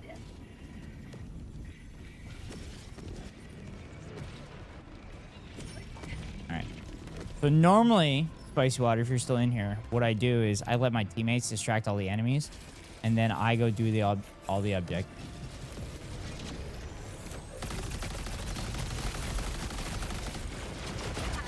Oh shit. Oh shit. Oh shit. Oh shit. We're kind of fucked. We're kind of fucked, Pat. Kind of fucked. We're kind of fucked. We're a little fucked. We're very fucked. I'm gonna sacrifice myself. Oh!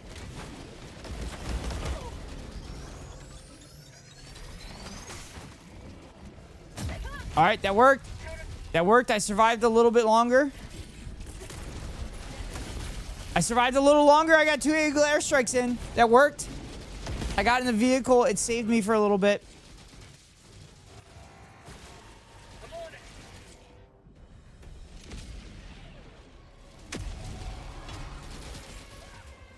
Reporting to the front.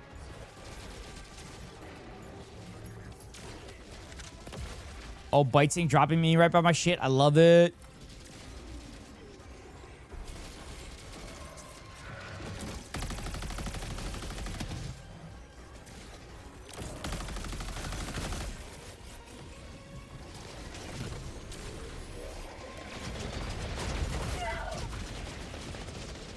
Shit, we're fucked.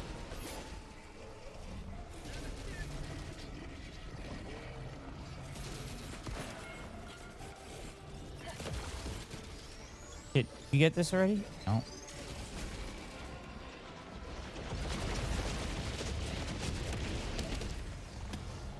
Oh shit, there's a dude in the fucking ground? What the fuck?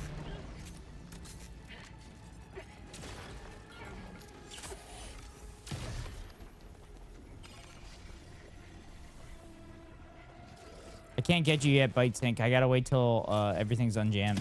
Oh, now we can. Reinforcing.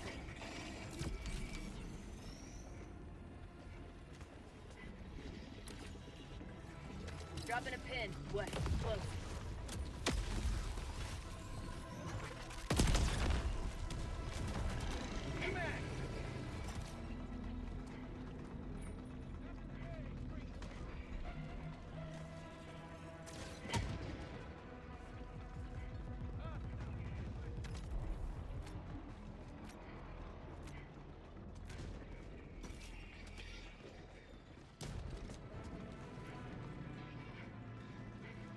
Shit, where the fuck are these codes?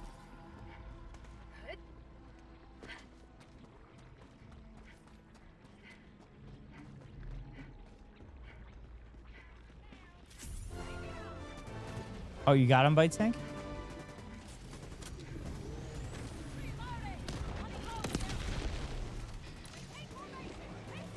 Alright, let's get the other one. Tagging map. East. 200 meters. I'm running to the other one, Bytesync.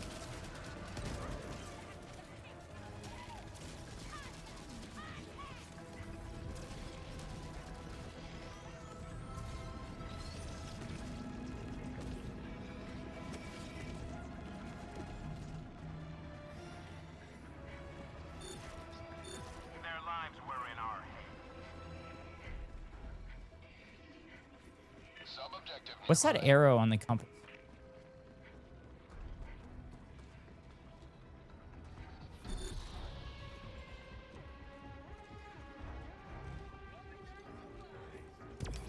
All right, sneaking around.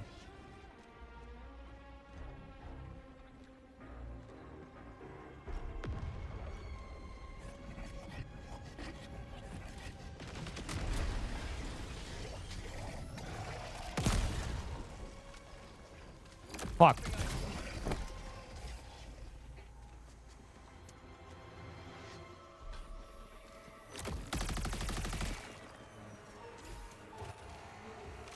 I'm on it.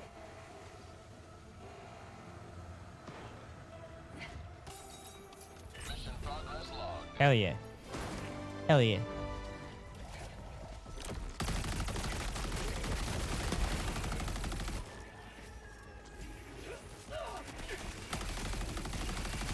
Oh, Bytesync got fucked up there. Oh, shit. Freedom never sleeps! Aces!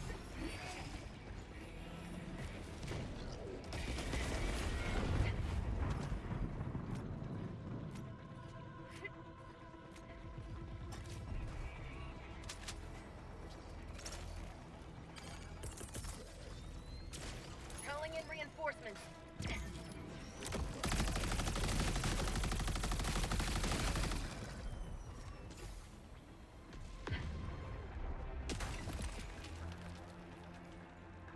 All right, let's take down the overship. Let's fucking do this.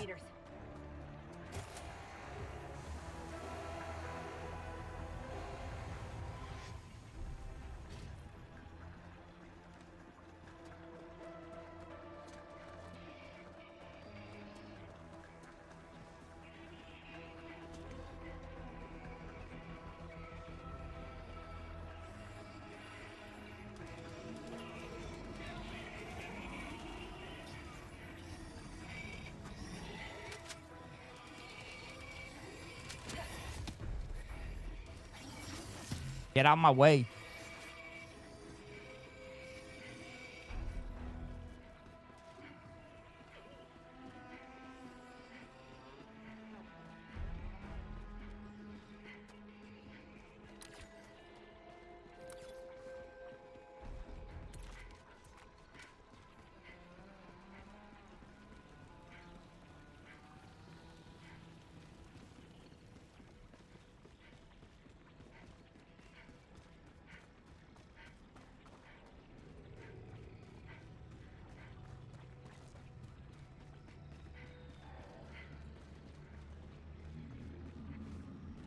Come on.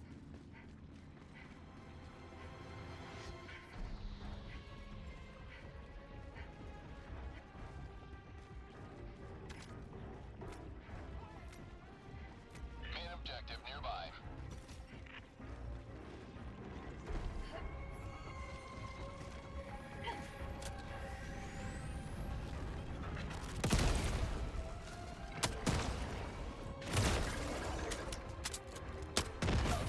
There we go. Hell yeah. Easy clap. Found something.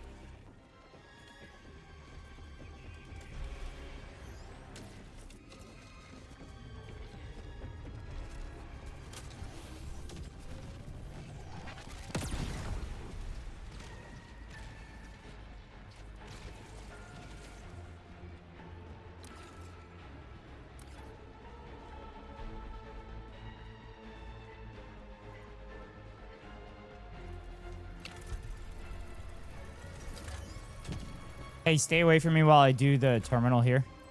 Engaging terminal.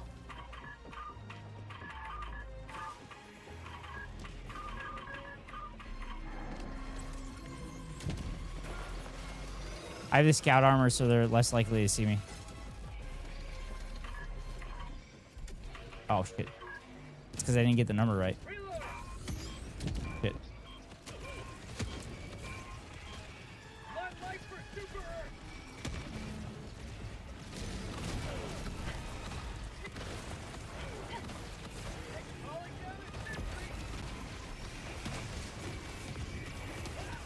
Oh, shit.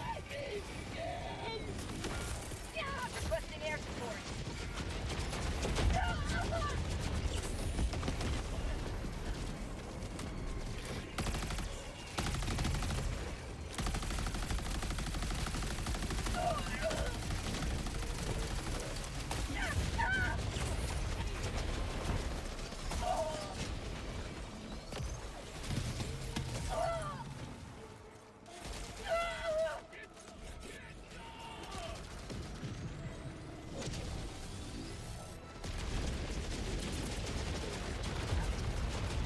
Fuck!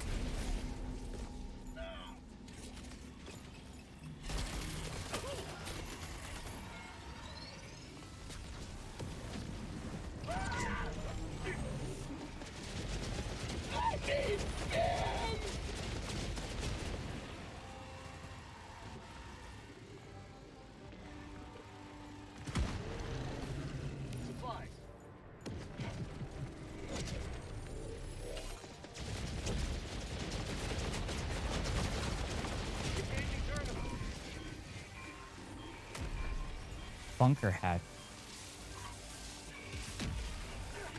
Oh. It's there, and there's one on the other side.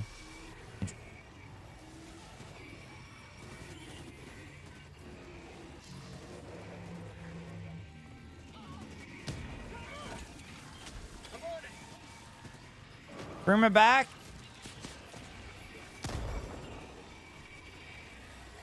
Bytesync carrying the team, baby.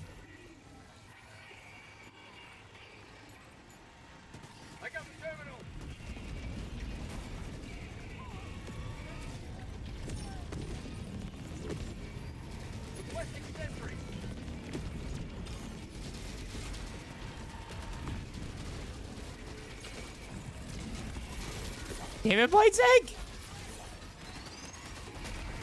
Bring me back, let me help you!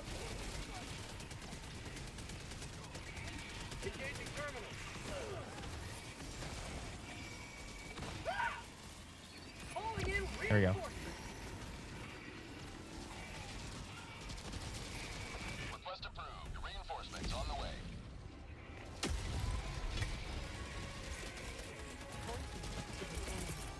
Sending in an eagle.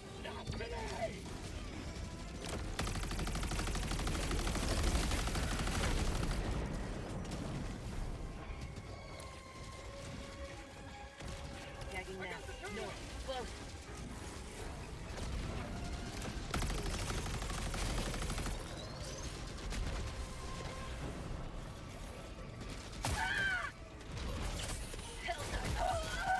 Oh shit.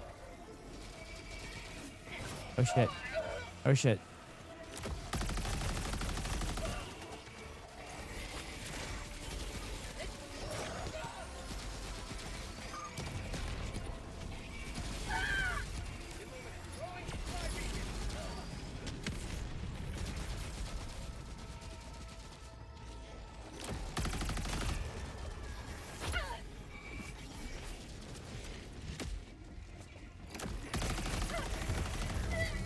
Shit!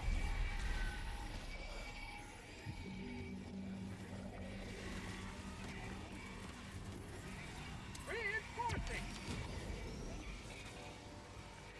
Supplies. Request approved. Reinforcements on the way. Democracy has landed. Reinforcing. Dropping a pin, southwest, 50 meters.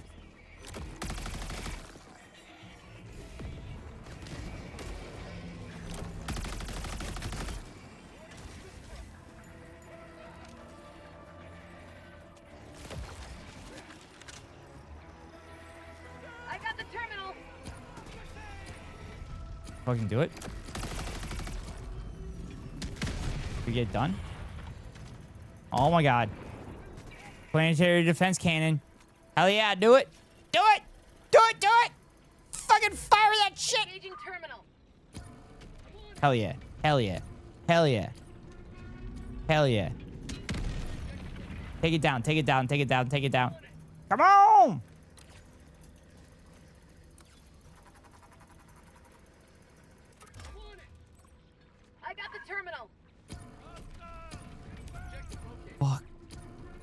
I've been stuck on...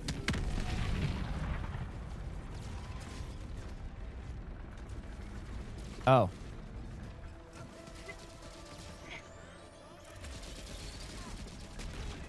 Engaging terminal. Oh, I have to go over there and help?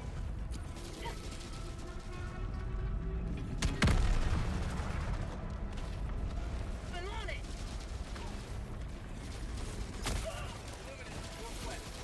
Oh, I have to go to the other way.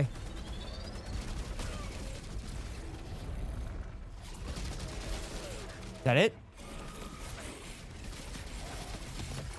I'm on it.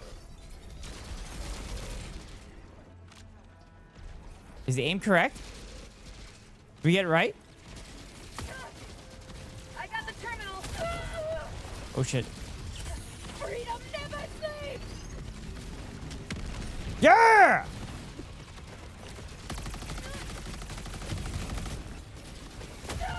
Oh, we gotta keep fucking hitting this shit? Oh no. Oh, we gotta keep hitting this shit? Oh, fuck.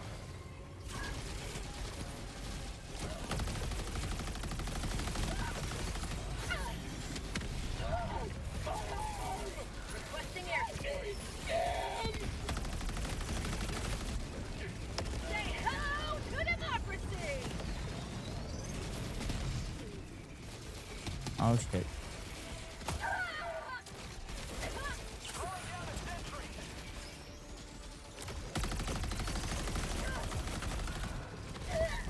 Damn it. We just gotta keep hitting the thing, apparently.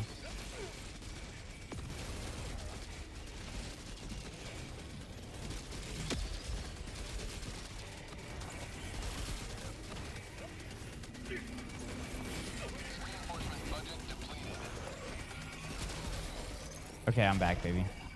Request approved. Deploying reinforcements. I'm back. I got a laser. The laser will help. Joining the fray. Requesting orbital.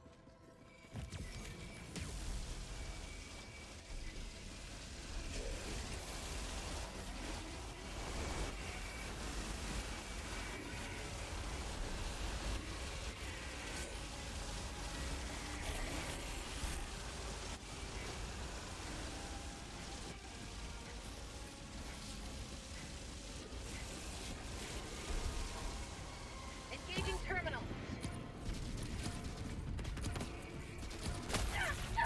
Tagging map. Southeast. Close.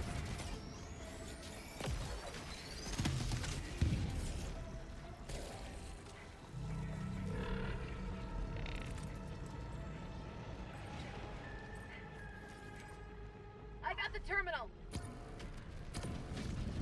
Come on.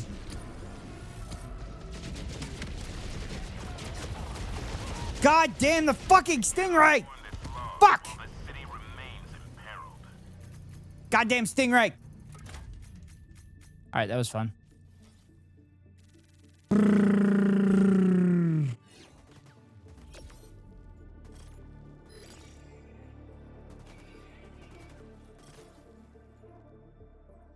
Disgraceful conduct. We had it. We had it, Bytesync. We were right there.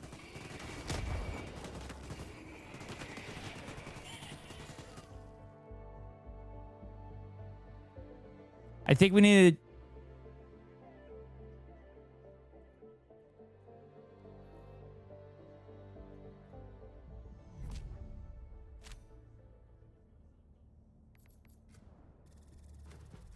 Yeah, I think you need to take out the shield and then take out the ship. Welcome aboard, Helldiver. The Super Destroyer is yours. Bytesync, I'm going to call it quits for the night. But thank you so much for playing with me. This was fun. Glad I finally got to play with you. Hope you had a good time.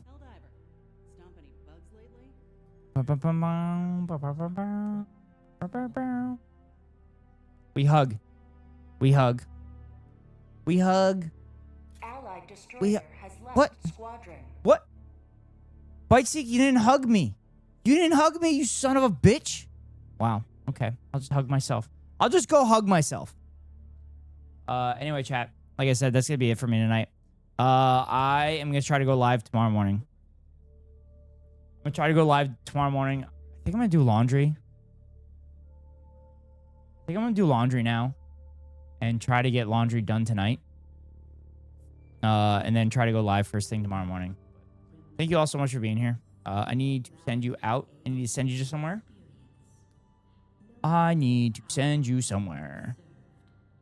Where shall I send you? I will send you. We haven't seen the potato in a long time. We haven't seen the potato in a long time. The potato is cooking. Bean's just done. Fuck it. I'm sending you all the bean. Sending you all the bean.